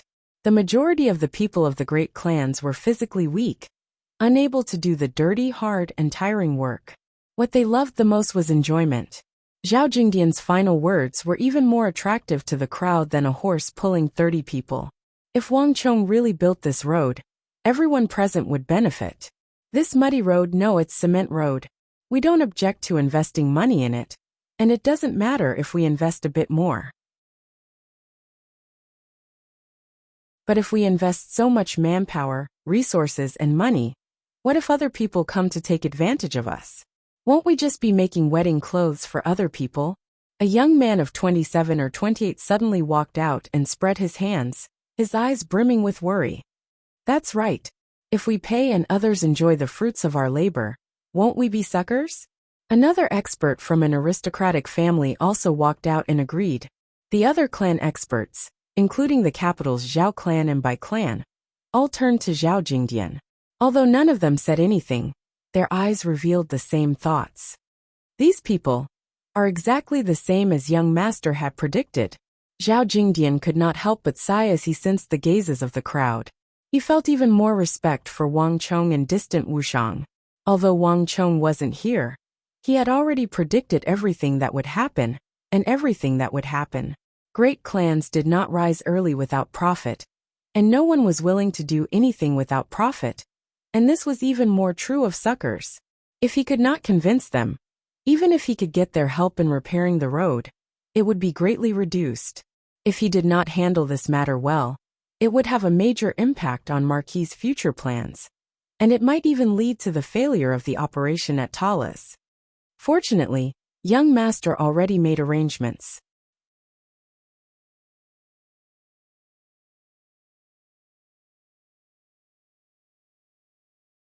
Chapter 805.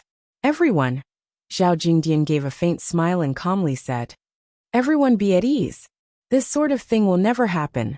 Before young master left, he said that once this cement road is finished, we only need to set up a checkpoint on it and open it to all merchants. All we need to do is collect a toll from them. Our Tang dynasty is the wealthiest in the world, and at its most prosperous. No one can count how many merchants there are in the world, and how many people pass through it every day. Many a little makes a mickle, and our daily income will be enormous. Thus, what everyone is worried about is that our predecessors will plant trees, and our descendants will enjoy the shade, that the fruits of our labor will not be plucked by others. In Wang Chong's previous world, building cement roads required an enormous amount of money and resources.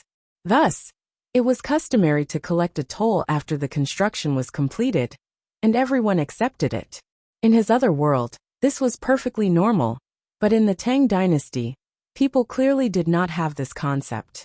As expected, Zhao Jingdian's words caused everyone's eyes to brighten, their hesitation completely different from before. A good idea, but will they be willing to pay this fee? A clan expert said, "Haha, if they can transport more things in a shorter time, and it won't be as bumpy, why wouldn't they be willing?" Zhao Jingdian smiled.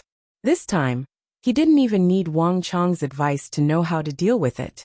Merchants pursued profit, and as long as there was profit to be made, the merchants would naturally pay this fee. Thus, the matter that the clans were worried about would never happen.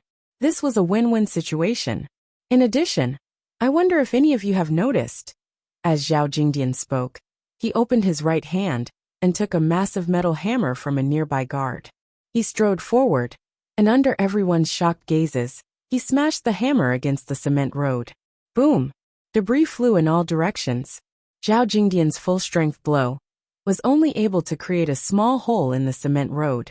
This scene gave everyone a fright. "Let me." A Scarface clan expert charged over, took the hammer from Zhao Jingdian's hand, and swung it down. Boom! This all-out attack only smashed another hole in the cement road. The expected explosion did not appear. Is this really made of mud? How can lime and clay be so hard? The scar-faced aristocratic family expert was stunned. In truth, it wasn't just him. Everyone's attention had been focused on the carriage, the horses, and the 30-some Wang clan guards standing on the carriage. No one had noticed the path under their feet, until Zhao Jingdian smashed down with his hammer. "Haha, men, take out the iron hammers and let everyone try." Zhao Jingdian immediately gave an order, and 10-some guards carrying bundles of metal hammers walked out. Since Zhao Jingdian had spoken, they would not stand on ceremony. "I don't believe that something made of lime and clay can be so hard." The clan experts took the iron hammers from the guards, walked to the cement road, and began to madly smash it down. Boom boom boom. The freshly constructed cement road began to crumble under the blows of the hammers. Several Wang clan experts tried to stop them, but Zhao Jingdian stopped them. "It's fine. Let them smash." Zhao Jingdian's expression was composed, and he exuded a convincing strength. After following Wang Chong for so long, Zhao Jingdian had unwittingly picked up 40 to 50% of Wang Chong's self-confidence. Zhao Jingdian and the other Wang clan guards stood on the side, silently watching as the clan experts destroyed the cement road. After a full hour, more and more experts from the aristocratic families joined in. More than 100 experts from the aristocratic families worked together to completely destroy the cement road. But even so, this only left them more and more shocked. If this road had not been destroyed, they would have subconsciously believed that there was something strange about it. But even though they had spent a lot of time, they had been able to completely destroy it. This could only mean that this was all the work of that cement. Impossible, impossible. To use lime, clay, and that glue, or to forge something that's as hard as rock, no, even harder than normal rock. This is simply unbelievable. This is artificial rock. The young Marquis actually managed to make artificial rock. Hurry and report this to the clan. Our Lu clan has followed the right person this time. Just how did he do it? Give me another iron hammer. I want to try again. There can't be such a hard road. Ha ha ha, we've dug up a treasure. The young Marquis truly is the son of Heaven's disciple, the future 8th great general of the Tang dynasty. No matter what he does, our Chen clan only needs to follow his footsteps and give him our full support. In the blink of an eye, the crowd had finally discovered the secret of this road. It was not because of the war horses or carriages, but because the road was sufficiently hard. It could endure a weight that ordinary roads could not. This was the true secret. In a flash, all their worries were gone. Flap flap. With this development, the situation had undergone a qualitative transformation. In front of Zhao Jingdian, the countless clans began to release messenger pigeons to their clans. This was a major discovery. The use of these artificial rocks in the Tang dynasty was probably not as simple as roads. Haha, success. Marquis' plans are truly flawless. Everything has gone according to plan. Now we can begin the construction of the road. Zhao Jingdian breathed a long sigh of relief at this sight. Marquis' cement road project would take a long time and require countless resources. This was not something that the Wang clan, the Zhao clan, or the Bai clan could bear alone. All the great clans of the capital had to participate. Now that this was achieved, everything else could be unfolded. Write a letter for me to send to Marquis. Tell him that he can begin the next part of the project. Zhao Jingdian glanced at the Wang clan guard next to him and whispered. The latter understood, nodded quickly, and left in acknowledgement. Bang! As night fell, and the first day passed, the first cement road of the Tang dynasty was destined to be engraved in the annals of history. In the history of the divine central continent, such a thing had never appeared, and this milestone had also displayed its great power. Countless aristocratic families, large and small, had been attracted and invested their financial and material resources in it. And Wang Chong was not stingy, opening up the tax that would be levied on the cement road once it was completed. In addition, Wang Chong had established a special Great Clan Road Alliance and signed an agreement with the alliance, offering the cement formula to the alliance and sharing the profits. The alliance was responsible for overseeing the cement formula and could not allow it to fall outside the Central Plains. Wang Chong's generosity received a warm response from the alliance. Once they obtained the formula, the great clans of the alliance began to pour in an enormous amount of manpower and resources. Lime, clay, sand, stone, aluminum, and many steel bars, millions of tons, were poured into the construction of the Silk Road from the capital to the western regions. The benefits of Wang Chong's participation of the great clans also began to show. On the first day, more than 80,000 workers were put into the construction. On the second day, this number rose to 180,000, and on the third day, it reached 360,000. In the end, 700,000 to 800,000 workers had gathered on the Silk Road. Sections of greenish-white cement roads were being built on the Silk Road at an astonishing speed. This was the result of Wang Chong opening up the cement road and having the great clans participate. Rome wasn't built in a single day. Changing the massive empire isn't something that a single person can do, nor can it be accomplished with the strength of a single country. When all the great clans of the empire are gathered together, they are like millions of logs gathered together, hard and unbreakable. This is the roar of a slumbering empire. Congratulations to user for completing the second phase of the Empire's Fury mission, Road to Awakening. User has been rewarded with 800 points of Destiny Energy. As the road is completed, user will receive an endless stream of rewards. Congratulations to user. You have obtained an additional reward of 30 points. Congratulations to user. You have obtained an additional reward of 40 points. Congratulations to user. You have obtained an additional reward of 37 points. In the distant Wuxiang, Wang Chong stood on the city wall, listening to the Stone of Destiny's voice cascading through his mind. In just a few short moments, Wang Chong had obtained more than 1,000 points of Destiny Energy, and this number was still rising. Zhao Jingdian can finally stand on his own. With him handling the cement road, there's no need for me to worry about it. Wang Chong glanced down at the letter Zhao Jingdian had sent. With a light flick of his finger, the letter was pulverized, and countless white scraps of paper drifted down from the city wall. Cheng Sanyuan, write a letter for me to Zhao Jingdian. Tell him that I already know about the cement formula, and that he doesn't need to worry. I have my own plans. Yes, your subordinate will do so. Cheng Sanyuan quickly left. Lose at the mulberry elm, and gain at the east corner. For every gain there must be a loss. If I want to build the cement road to the western regions as quickly as possible and participate in the Battle of Talis, I will need the help of the great clans. As for the cement formula, it's very simple.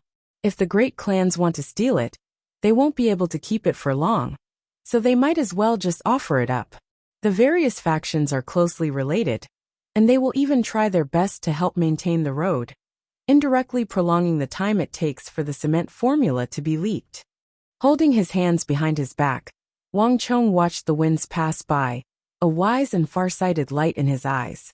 The construction of the cement road was already on the right track, and with Zhao Jingdian handling this matter, Wang Chong could stay out of it. Now there's another matter. With a thought, Wang Chong turned to another figure.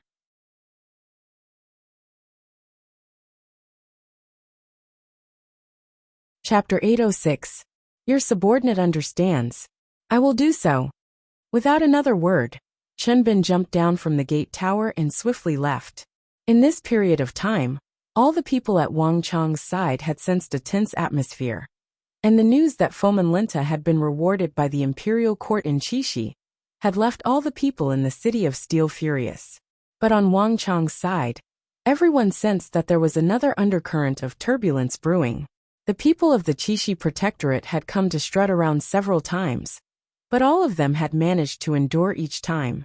Although the Qixi Protectorate seemed to be firmly suppressing them, all of them knew that Fomin Linta wouldn't be able to remain smug for much longer. Since Marquis had said that he would leave Qixi, he would definitely do so, and it wouldn't take long. Hiya! A cloud of dust billowed through the city gate, swiftly making its way toward Qixi. Chen Bin's figure swiftly vanished into the distance. Write another letter to the eagle in the capital. Have him keep a close eye on the fourth prince's movements. I need him to inform me of the slightest movement as quickly as possible. Wang Chong indifferently said.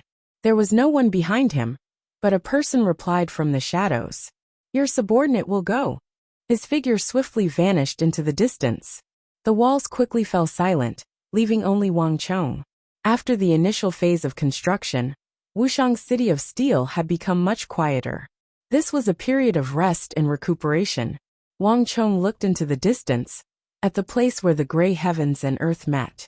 Although it was quiet all around, Wang Chong could clearly sense that a massive storm was sweeping toward him from the capital. The storm had already begun, and Wang Chong was well aware that this was his last chance to topple Fomin Linta. But Fomin Linta was a crafty old fox. Whether it was letting Dian Mangpoge through the pass, using a borrowed knife to kill someone on the Uzun Plateau, or finally stealing the credit. Fomin Linta had always been flawless and flawless. It was definitely not an easy task to get hold of his weakness. Most importantly, during this process, Wang Chong could not attract the slightest bit of Fomin Linta's attention. Several hundred li away, in the Qixi Protectorate headquarters, creak. There was the soft creak of a door being pushed open, and an old woman with a fatigued expression walked out from the back door of the Protectorate headquarters, carrying a vegetable basket. Her footsteps were trembling, each step taken with extreme care. It seemed like she was spending a great deal of energy. Swoosh! Walking to the corner of the wall, the old woman forcefully threw out the rotten vegetable leaves in the basket. There, the rotten vegetables were piled up, exuding a rancid stench. Foul old woman, Lord Protector General has ordered that you can't buy vegetables past noon. Suddenly, there was a boom as the back door was kicked open. A fiendish and fully armored guard of the Qixi Protectorate strode out, his eyes sharp as he stared at the old woman outside the door. In addition, if you cook next time, it won't just be a whipping. Give me something to eat. This old woman understands. The old woman trembled and twitched, her face filled with fear and trepidation. She bowed and pressed her white head even lower. His old and frail body was shivering in fear. It was a pitiful sight. Useless old woman. If not for the fact that you followed Lord Protector General for 10 some years, I would have killed you long ago. At the back door, the fiendish and fully armored guard cursed and slammed the door. With a loud clang, he finally disappeared. A trace of resentment flashed across the old woman's eyes, but it quickly disappeared. She lowered her head and looked at the crisscrossing blood-red scars on her sleeves.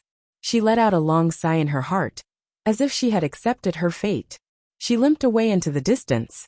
As he left the Qixi Protectorate headquarters and turned a corner, he suddenly heard a soft voice in his ear. "Granny, Granny, here, here." The old woman's body trembled, a hint of wariness in her eyes. She quickly scanned the area, and when she saw a handsome boy of 18 or 19 standing by the corner, she immediately relaxed. "Little Sue, it's you. Didn't I tell you not to go to such trouble? I'll just go buy it myself." The old woman limped over, her expression much gentler as she looked at the boy. This boy was a peddler. She had fainted in the market after being whipped in the residence, and it was this boy who had saved her. This was how she had gotten to know this boy called Little Sue. Moreover, Little Sue knew of her plight in the residence, so whenever she went out to buy groceries, he would take the initiative to deliver them to her. As a member of the Protectorate, she had many misgivings, not daring to casually interact with strangers. But for some reason, this old woman felt a natural closeness to this Little Sue. Every time she saw him, she would see him as her own grandson. "Granny, did they hit you again?" Little Sue looked at the old woman's limping figure and felt sorry for her. I'm used to it. Lord Protector General has a bad temper because of his failures in the imperial court. It's been like this since 10 some years ago, and I'm already used to it," the old woman said. "But Granny is already old. How many more times can Granny endure this kind of whipping?" Little Sue couldn't bear to see the old woman's struggling appearance. What can I do? I'm just an old woman. Where else can I go besides the Protectorate? In addition, the Protectorate is different from other places. Although I'm being whipped, there's always some good medicine. I'll be fine once I go back and rub it on." The old woman bitterly smiled. In the eyes of outsiders, the people of the Protectorate enjoyed endless glory and splendor. But who could understand the pain they had to endure? The old woman knew what outsiders were thinking, so she didn't easily reveal what was on her mind. Only in front of this Little Sue would she reveal her true side. "Granny, be at ease. There will come a day when I will save you," Little Sue solemnly said to the old woman. "Haha, it's enough for you to have such thoughts. Granny is already very content." The old woman froze for a moment, but then she smiled. How could the mighty Qixi Protector General, the great general of the empire, let her go just because he said so? She could only think about it, nothing more. After taking the small cart of groceries that Little Sue had prepared, the old woman began to limp back to the Protectorate. The rules of the Protectorate were very strict. If she didn't return on time, she would be punished with another heavy punishment. Ha! Little Sue couldn't help but give a long sigh as he watched the old woman's limping figure. A hint of pity in his eyes. Granny, be at ease. I'll definitely do what I promised you. Once I'm done, I'll definitely take you away. Little Sue muttered to himself. A few moments later, he slowly straightened his body, turned around, and flew off in another direction. Flap flap. A few moments later, a rock eagle commonly seen in the western regions soared into the sky and vanished. Marquis, I received a letter from Jean Quebec. They've already made contact with the target. All of the Qixi Protectorate headquarters is under surveillance. As the rock eagle flew by, a Wuxian scout quickly ascended the walls and stopped behind Wang Chong. Bowing, he handed over the letter with both hands. I understand.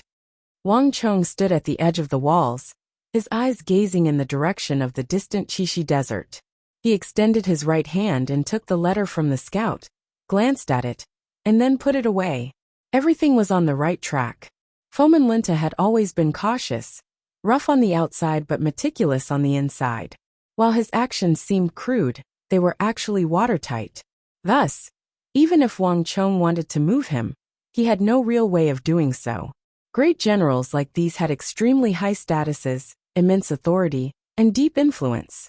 Moreover, they were extremely experienced. Moving them was not an easy task. Even though Wang Chong was the son of Heaven's disciple, and had the assistance of the king of Song in the court, it was still not an easy task. Alas, despite his vast experience, Fomin Linta had one major flaw: his violent temper and fondness for punishing his subordinates. The old kitchen maid that Wang Chong had sent Zhang Ke to make contact with was one of these people. Not many people knew of this, and the Qixi Protectorate had always been careful to keep this a secret. But Wang Chong did know. In the future, when that incident occurred, this old kitchen maid was one of the key figures. When Fomin Linta became embroiled in that matter, the old kitchen maid was the only person in the Qixi Protectorate who dared to stand up and criticize Fomin Linta. This matter had left a deep impression on Wang Chong, which was why he had arranged for Zhang Ke to get in touch with them. In addition, Zhang Ke also has a request in his letter. He hopes that after this matter is over, Marquis can help rescue that old woman from the Qixi Protectorate, so that she can enjoy a peaceful old age? The scout hesitated for a moment before finally speaking. Yes.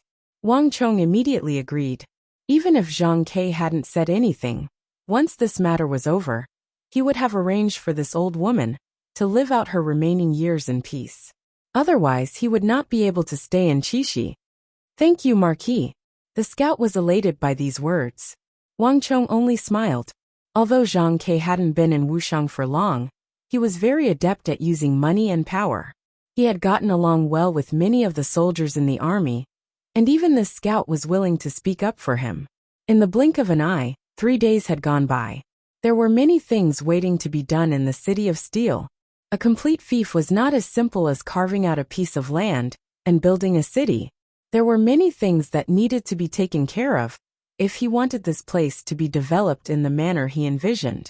Early in the morning, while Wang Chong was in his residence in the City of Steel taking care of some documents, he suddenly heard hurried footsteps rushing into his residence. Marquis, Zhang Ke has sent word that there's been some activity from the Qixi Protectorate. The guard's words were concise and comprehensive. Wang Chong had been in the middle of his work, but when he heard these words, he grimaced and raised his head. Bang! Not long after this guard rushed in, another gust of wind rushed in.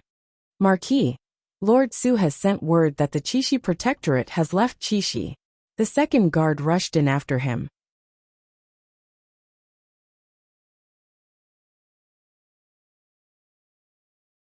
Chapter 808.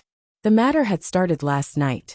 In Fomin Linta's residence, the old kitchen maid, who had been preparing meals for everyone, had suddenly noticed that several dishes were missing. The old kitchen maid had followed Fomin Linta for decades, and she knew everyone's preferences like the back of her hand.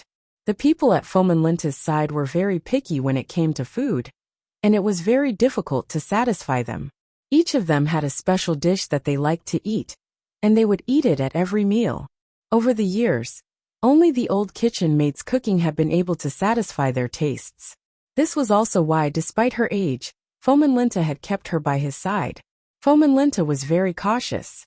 He never allowed others to interfere with important matters, much less let them know. Thus, although the old kitchen maid had been with him for decades, she had rarely come into contact with his core secrets. But no matter how careful Fomenlinta was, he still had to have 3 meals a day. The old kitchen maid only needed a glance to know which dishes were missing, and which were missing to know which of Fomenlinta's people were present, and which were not. But this sort of thing could only be used as a clue, not as solid evidence. Thus, Zhang Ke had been confirming it since yesterday. In the morning, when he was almost certain, he immediately reported it to Wang Chong. How many people are missing from Fomenlinta's residence? Wang Chong asked, his brow tightly furrowed. 5. At the very least it's 5, because 5 dishes are missing. But it might be more than that, because we can't rule out the possibility that some people might have left during the meal. In short, this matter is very unusual. At the very least, it's definitely not normal for 5 people's dishes to suddenly be missing. Zhang Ke sternly said, his expression solemn. Zhang Ke had been rushing back to the City of Steel after confirming the matter and sending the messenger pigeon.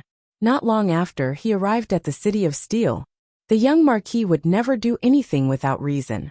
Whether it was before the Southwestern War had even begun, he had spent all his wealth to build some strange steel walls, or not too long ago, when he had suddenly led an army to Longxi, only to find a secret path to attack Zhangsheng and destroy one of their training camps.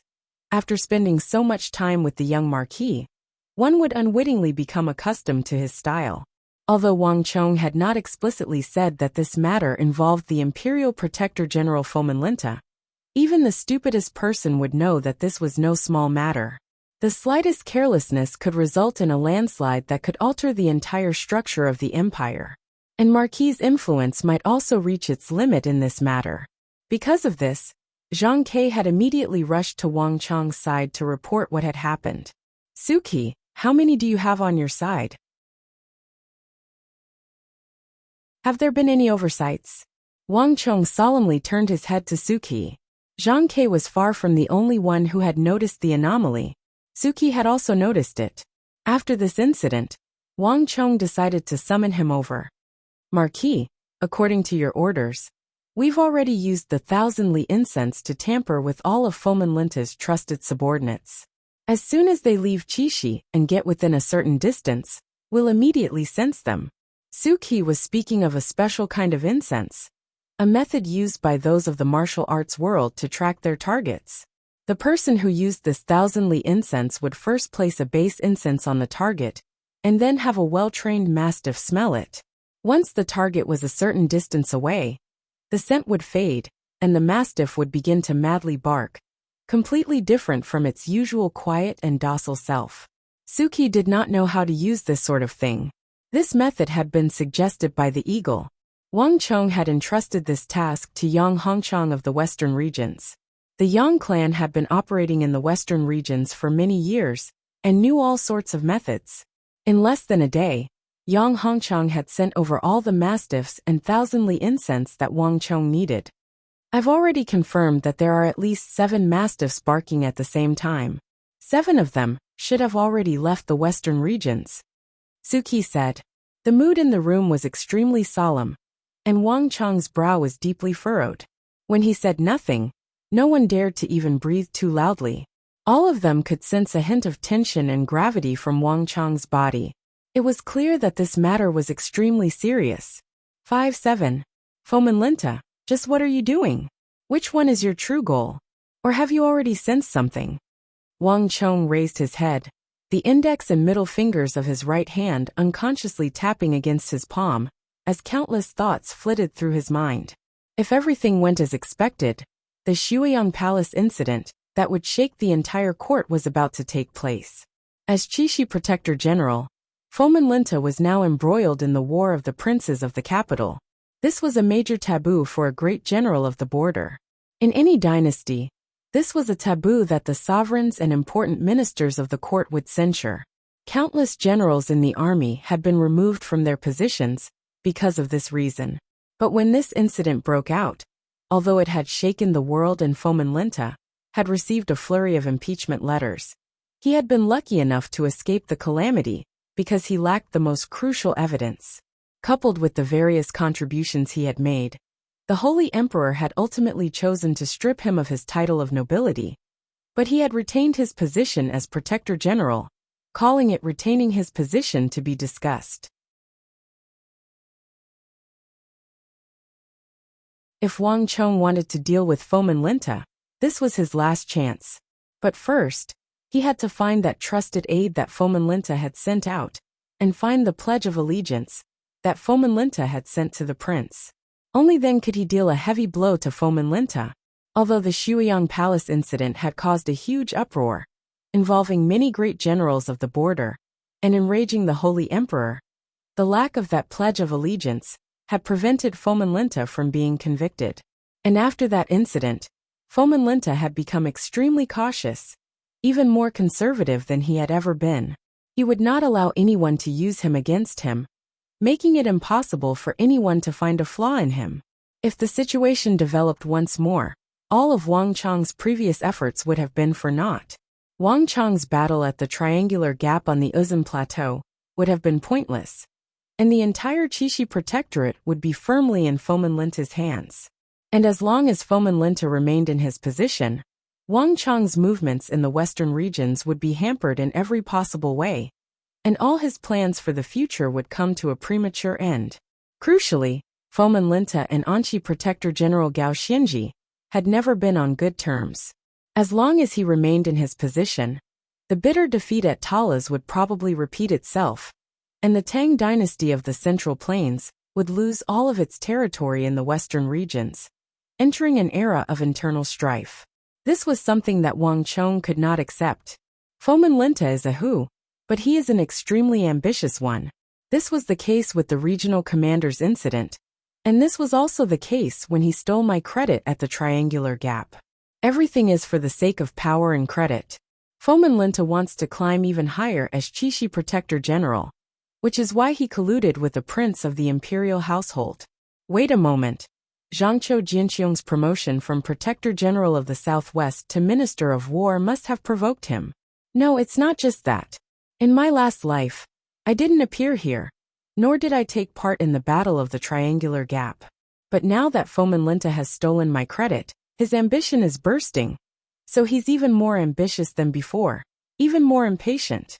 Wang Chong muttered to himself, countless thoughts flitting through his mind. He was 80 to 90% sure that Fomenlinta had sent his trusted aide to the capital to prove his loyalty. How cunning! Wang Chong mentally sighed. Not many people knew of the matter between Fomenlinta and that prince. At the very least, it was still a secret. Even though Fomenlinta knew nothing about it, and that the outside world was completely safe, he had still sent 5 to 7 of his trusted aides. This sort of caution was enough to make one put 120% of one's attention. Even though Fomenlinta didn't know that Wang Chong had already seen through his secret, just this sort of natural caution made dealing with him no easy task. Suki, take all the men and pursue with all your might. The other 2 groups of people should go to Sand Pass first. The terrain of Sand Pass is unique. No matter which path they take from Qixi, as long as they reach the capital, they'll have to pass through Sand Pass. But once we miss Sand Pass, there will be hundreds of other paths to the capital, and we'll find it very difficult to catch up. Time was of the essence, and Wang Chong quickly regained his composure. Yes, Marquis. Understanding the urgency of the matter, Suki hurriedly bowed and acknowledged. In addition, Zhang Ke, send out your eagle team. Horses can't outrun eagles. No matter what, keep an eye on them from the air. Wang Chong turned to Zhang Quebec. Yes, Marquis. Zhang Ke's reply was crisp and forceful. In addition, remember, no matter what, you can't attract their attention. Fomenlinta is extremely cautious and paranoid, and his subordinates will definitely be the same. We can't arouse their suspicions during the pursuit. If we miss this opportunity, we can't try again. Otherwise, if Fomenlinta notices something, all our efforts will be for naught. Wang Chang's expression was extremely grave as he spoke. It was no fluke that someone like Fomenlinta had managed to become Protector General. Wang Chang did not dare to be the slightest bit careless. If he missed this opportunity, Fomenlinta might never be able to move from his position. Your subordinate understands, Suki and Zhang Ke said in unison. The two of them had grave expressions, both sensing the gravity of this matter. Wang Chang nodded.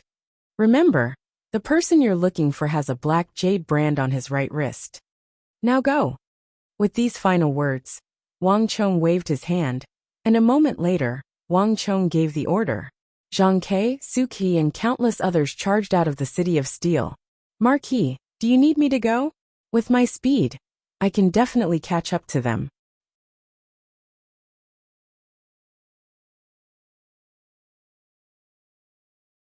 Chapter 809. No. Wang Chang waved his hand, his expression solemn as he refused without hesitation. We still don't know who Fomenlinta's letter is with, Wang Chang said. Perhaps he used some other method to separate the letter and give it to someone else, and then it returned to his trusted aides. This kind of method had appeared in the past dynasties. Fomenlinta can't be careless about such an important matter. Fomenlinta has already noticed you in the battle at the triangular gap on the Uzun Plateau. Moreover, your body is so large that the moment you leave the City of Steel, you'll quickly attract the attention of others. That will only backfire and give Fomenlinta a warning in advance. At that time the mission might fail. Li Sai was stunned and speechless for a moment. Everyone had their strengths and weaknesses, and Wang Chang's words were something that he had never expected. Even though he was invincible on the battlefield, he seemed to be unable to do anything in this matter. Enough. I have my own plans for this matter. This is not a matter that can be resolved with strength. It's not just you. Even I can't do anything right now. Leave everything to Zhang Ke and Suki. Wang Chang said. Hurry. Follow the mastiffs. Don't lose them. If one looked down from the sky, one would see a winding road that seemed like a jade belt connecting Qixi and the capital. Several dozen warhorses galloped toward the capital in a cloud of dust. At the very front of this group were 5 pitch-black, strangely shaped mastiffs with bulging muscles. The 5 mastiffs were as fast as lightning, even faster than the warhorses. They howled as they chased, their noses twitching in the air as if they were smelling something. But soon enough, the 5 mastiffs that were running side by side split up. My lord, look! One of the cavalrymen pulled on the reins and suddenly stopped, pointing to the front. In front of them, 5 huge black mastiffs were barking in 5 different directions. Seeing this, Suki sat on his horse and frowned. Sir, what should we do? Everyone turned to look at Suki. The 5 trusted subordinates of Fomenlinta had obviously parted ways, advancing in 5 different directions. If they continued to follow, they would have to split into 5 different directions. Has the news from the other 2 routes reached Marquis? Suki asked without turning his head. My lord, my subordinates have already sent a messenger pigeon. As expected, Marquis should already know that the other 2 trusted subordinates of Fomenlinta did not leave Qixi after the banquet, but went to the Uzun Plateau. A scout half knelt on the ground and said, Very good. Now we only need to follow these 5 groups. Do you remember what I told you before we set off? Suki asked. Understood. No matter what we do, we can't attract the attention of Fomenlinta or those people, the scout sternly said. It's good that you remember.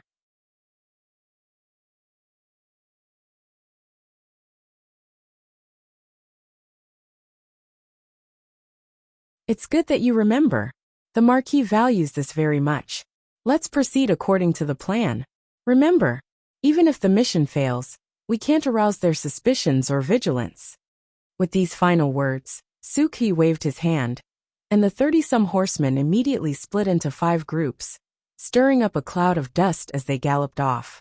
Countless merchants traveled to and fro on the road to the west, and at noon, a long caravan began to make its way to the capital amidst the jingling of camel bells.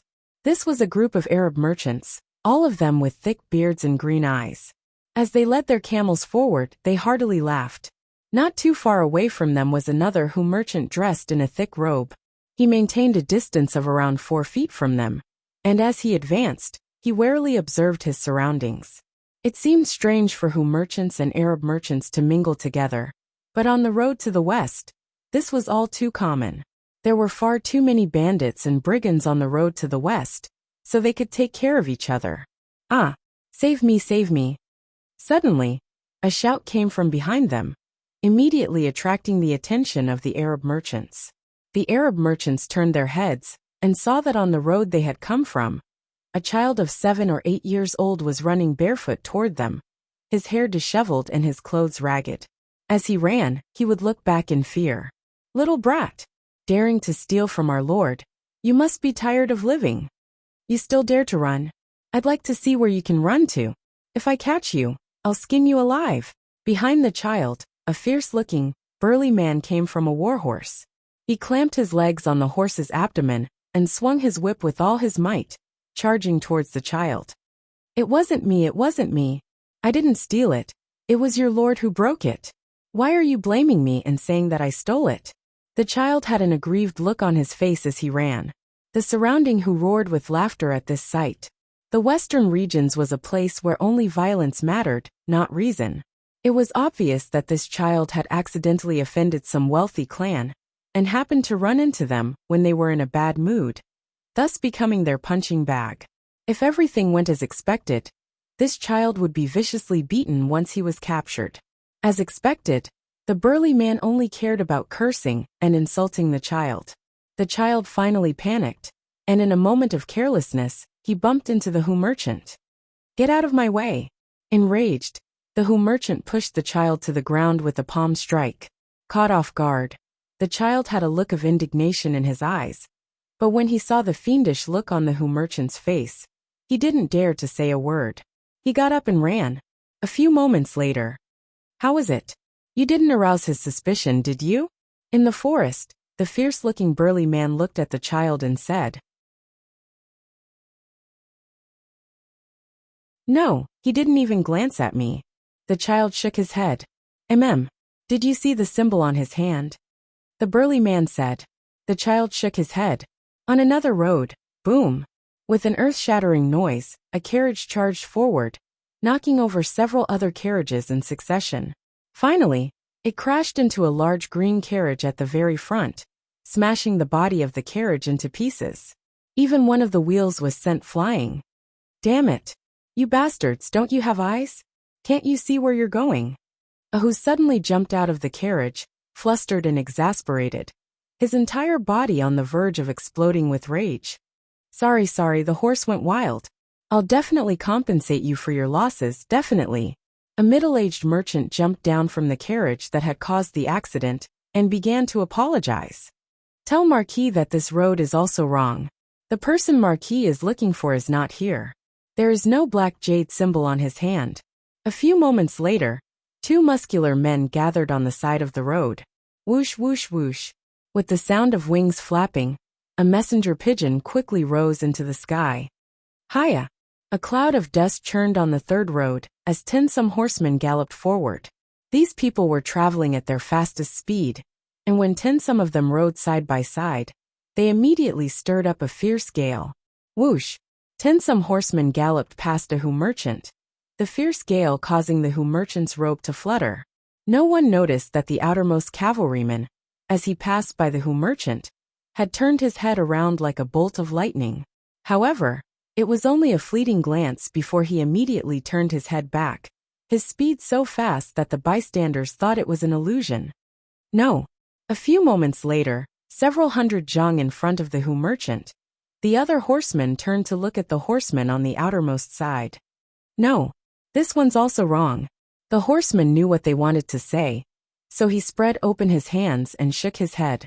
One piece of information after another was sent to Wuxia's city of steel.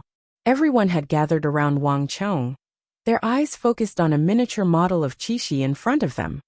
1, 2, 3 2 of Fomenlinta's trusted subordinates have gone to the Uzum Plateau. It should have something to do with our base at the Triangular Gap. Of the other 5, 3 have already been eliminated, leaving only 2. That item must be with one of them. Wang Chong propped up his chin with one hand and tapped his fingers with the other. Chung Sanyuan, what's the situation with Zhang Ke? Wang Chong said. He had never liked to place his hopes on a single person or a group of people. Fomenlinta's matter was no trifling matter.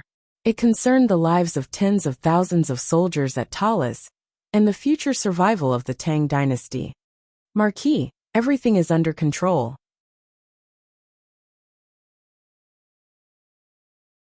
Zhang Ke's rock eagles are currently following the enemy, Chung Sanyuan deferentially said.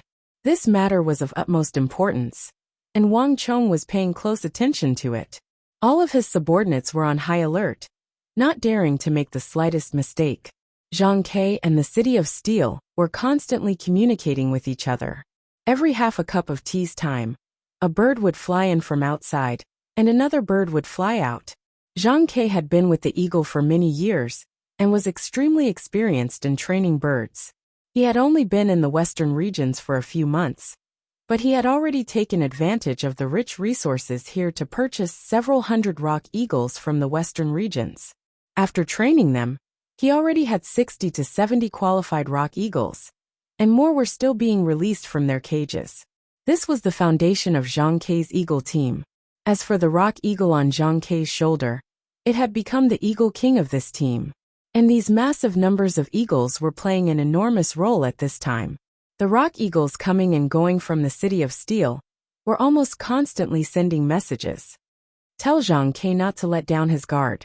In addition, inform Suki to speed up the investigation. We must find that person with the black jade mark on his arm. That item is definitely on him. Wang Chong placed his hands on the miniature Chishi-san table. The truth was slowly coming to light. 3 people had been eliminated, leaving only 2. The room was quiet for a time as everyone breathed a sigh of relief and waited for Suki's final news. But the development of the matter took everyone by surprise. Reporting. Less than an hour later, while everyone was waiting for news, a scout rushed into the room with a panicked expression.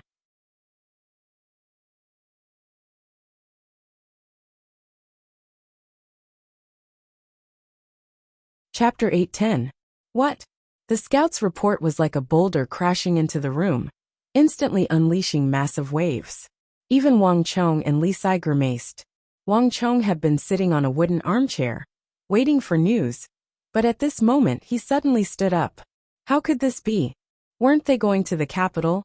Why would they turn back now? Turning back means that we don't even need to investigate. They've already been eliminated. All 5 of them have been eliminated. What's going on? Marquis, I suggest that we have Suki investigate right now. Like a gale, this news completely disrupted everyone's expectations and rhythm.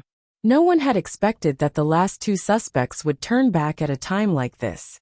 But this was not the only thing that left them dumbfounded and shocked. Reporting.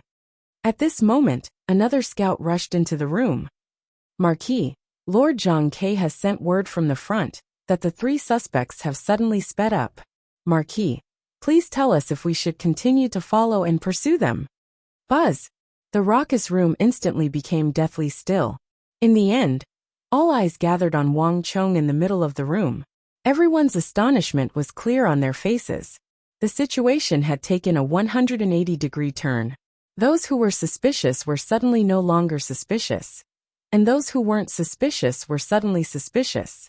In a flash, everyone was at a loss as to what to do next. Things that were originally clear became confusing in an instant, as if they had sunk into a dense fog. How could this be? Wang Chong stood in the room, his mind in even more disarray than the others. The envoy sent by Fomenlinta should have been the one with the black jade seal on his wrist. Those 3 didn't have it, so they could be eliminated as suspects. The other 2 had entered the plateau, and Zhang Ke's eagle was still following them, so they could also be eliminated. All that was left were the 2 people who hadn't been cleared of suspicion. As long as he could find the one with the black jade mark on his arm, he would be able to do so. The whole thing was simple and clear. Logically speaking, there shouldn't be any problems. What was the problem?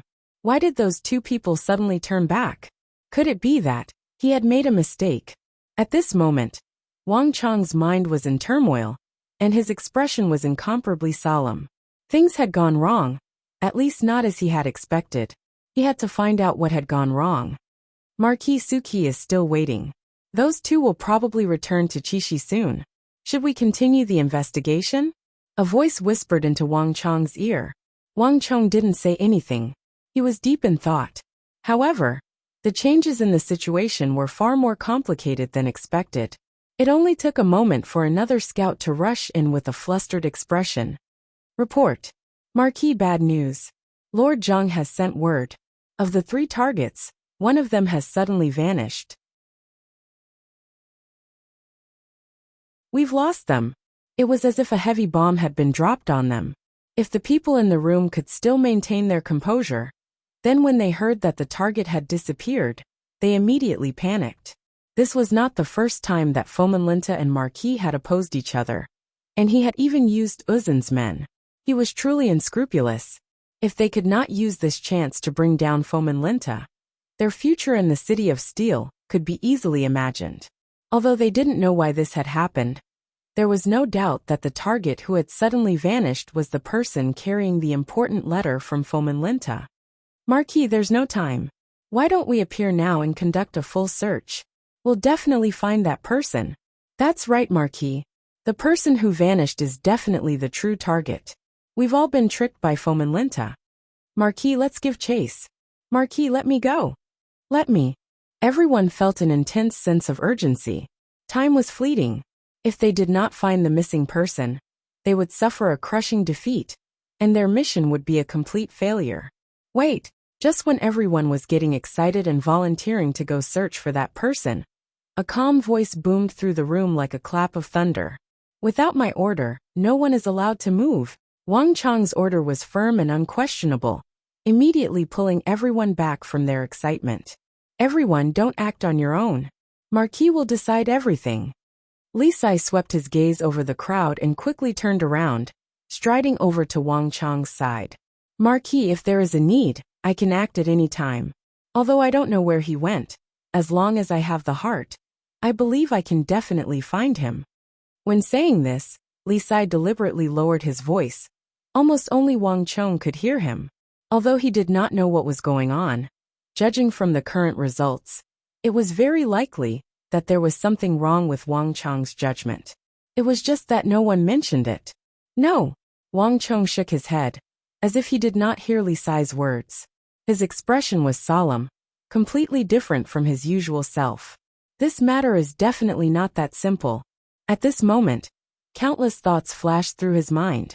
The scenes that had happened in the past kept appearing before his eyes. Fomenlinta did not know of his existence. To be more precise, Fomenlinta did not know that his secret collusion with the prince in the court had been exposed. He also did not know that he was secretly dealing with him in this matter. This was also the precondition for Wang Chong to take him away. Moreover, the matter of the Shuiyang Palace is of great importance. Fomenlinta would never use the ordinary method of sending pigeons. That would be too much of a trifle. Fomenlinta would definitely send one of his trusted aides for such an important matter. Thus, no matter what, the most crucial letter that can prove that Fomenlinta is colluding with the prince must be in the hands of one of Fomenlinta's trusted aides. Wang Chong remained silent, his mind rapidly turning over the matter. In other words, there is no need for Fomenlinta to be so deliberately mystifying, unless he sensed something. This final thought was like an axe cleaving through the darkness. Wang Chong's body trembled, and he suddenly called out. Chung Sanyuan, asked Zhang Ke again. Is there anything else strange besides this? I want to know everything from start to finish. I want to know every single detail. If there is anything suspicious, don't let me off the hook. Wang Chong's shout was abrupt, and his grave expression made everyone sense something. Yes. Chung Sanyuan immediately turned and left. Zhang Ke's reply quickly arrived. My lord, Zhang Ke says that nothing has happened. Ask again. My lord, there truly is nothing strange. Ask again. My lord, Zhang Ke says that not long after scouting the 3 targets, other than finding a few carrier pigeons, there really is nothing else. Because the matter was not very important, Zhang Ke felt that it was nothing. so he did not report it. Buzz! Before anyone else could react to Zhang Kei's final report, Wang Chang's pupils constricted, as if he had been stabbed by a needle. Order Zhang Kei to have all the birds withdraw. Do not move recklessly, and do not pursue. Inform Su Qi to have all his men withdraw. As for the 2 targets that are currently returning, do not let them continue probing or pursue. Without my order, no one is allowed to move recklessly. With these final words, Wang Chong clenched his fist so hard that his knuckles creaked. He had underestimated Fomin Linta far too much. This bastard was even more cautious than he had imagined. This was the most crucial moment. If he gave Fomin Linta the slightest bit of doubt, Wang Chong's previous efforts would be for naught. And all his previous efforts would be for naught. Marquis, what happened? Li Sai walked over and asked in a low voice. Wang Chong's 2 orders had been inexplicable. One of the 3 targets had disappeared while the other 2 were picking up speed. Not only had Wang Chong not ordered his men to pursue, he had even ordered them to retreat. Everyone was left scratching their heads in confusion. Wang Chong's authority in the City of Steel was growing by the day, and no one dared to question Wang Chong's decisions. At this time, only Li Sai could go and ask. Marquis, has Fomin Linta sensed us? Wang Chong nodded. We were so focused on finding out if those 5 targets were real or fake, that we neglected Fomin Linta's caution in this matter. It's no longer important if we can find that person with the black jade mark on his right wrist. The most important thing is that we can't arouse Fomin Linta's vigilance. But how could Fomin Linta sense us? We've already been very careful. There shouldn't be any problems, Li Sai said with a frown. All the methods of probing were carefully considered and discussed by everyone beforehand. It was precisely because they were certain that it was natural and would not arouse any suspicion that they had taken these actions. Li Sai did not understand why Fomin Linta would be so vigilant. You don't understand. Wang Chong gave a deep sigh. Not even Li Sai could understand what was going on, much less the others. If they had not run into him, Fomin Linta's plan would have most likely succeeded. So far we've used 3 methods: the beggar, the carriage collision, and the cavalry. Among them, the easiest to attract attention is the carriage collision. However, we first collided with the other carriages before accidentally colliding with the target's carriage. In this way, even if the target was suspicious, they wouldn't think too much. From a single target's perspective, our methods would indeed not arouse suspicion. However, when these things are linked together and a few consecutive problems occur, if you were Fomin Linta, would you be suspicious? Li Sai was stunned. In fact, not only him, but the others in the room were also stunned when they heard Wang Chong's words. Indeed, everyone did everything extremely well and tried their best to be as perfect as possible. However, when everything was linked together, it was far from the case. However, these 5 targets are very far away. How did Fomin Linta find out so quickly? You're tuning in to the Li Mei's Wuxia Whispers YouTube channel. We're so grateful for your support, and don't forget to subscribe to join us on this incredible journey through captivating stories. Your generosity through donations truly makes a world of difference, as it's the primary source of revenue that allows me to expand and enhance this channel for you. Thank you from the bottom of my heart for being a part of this adventure.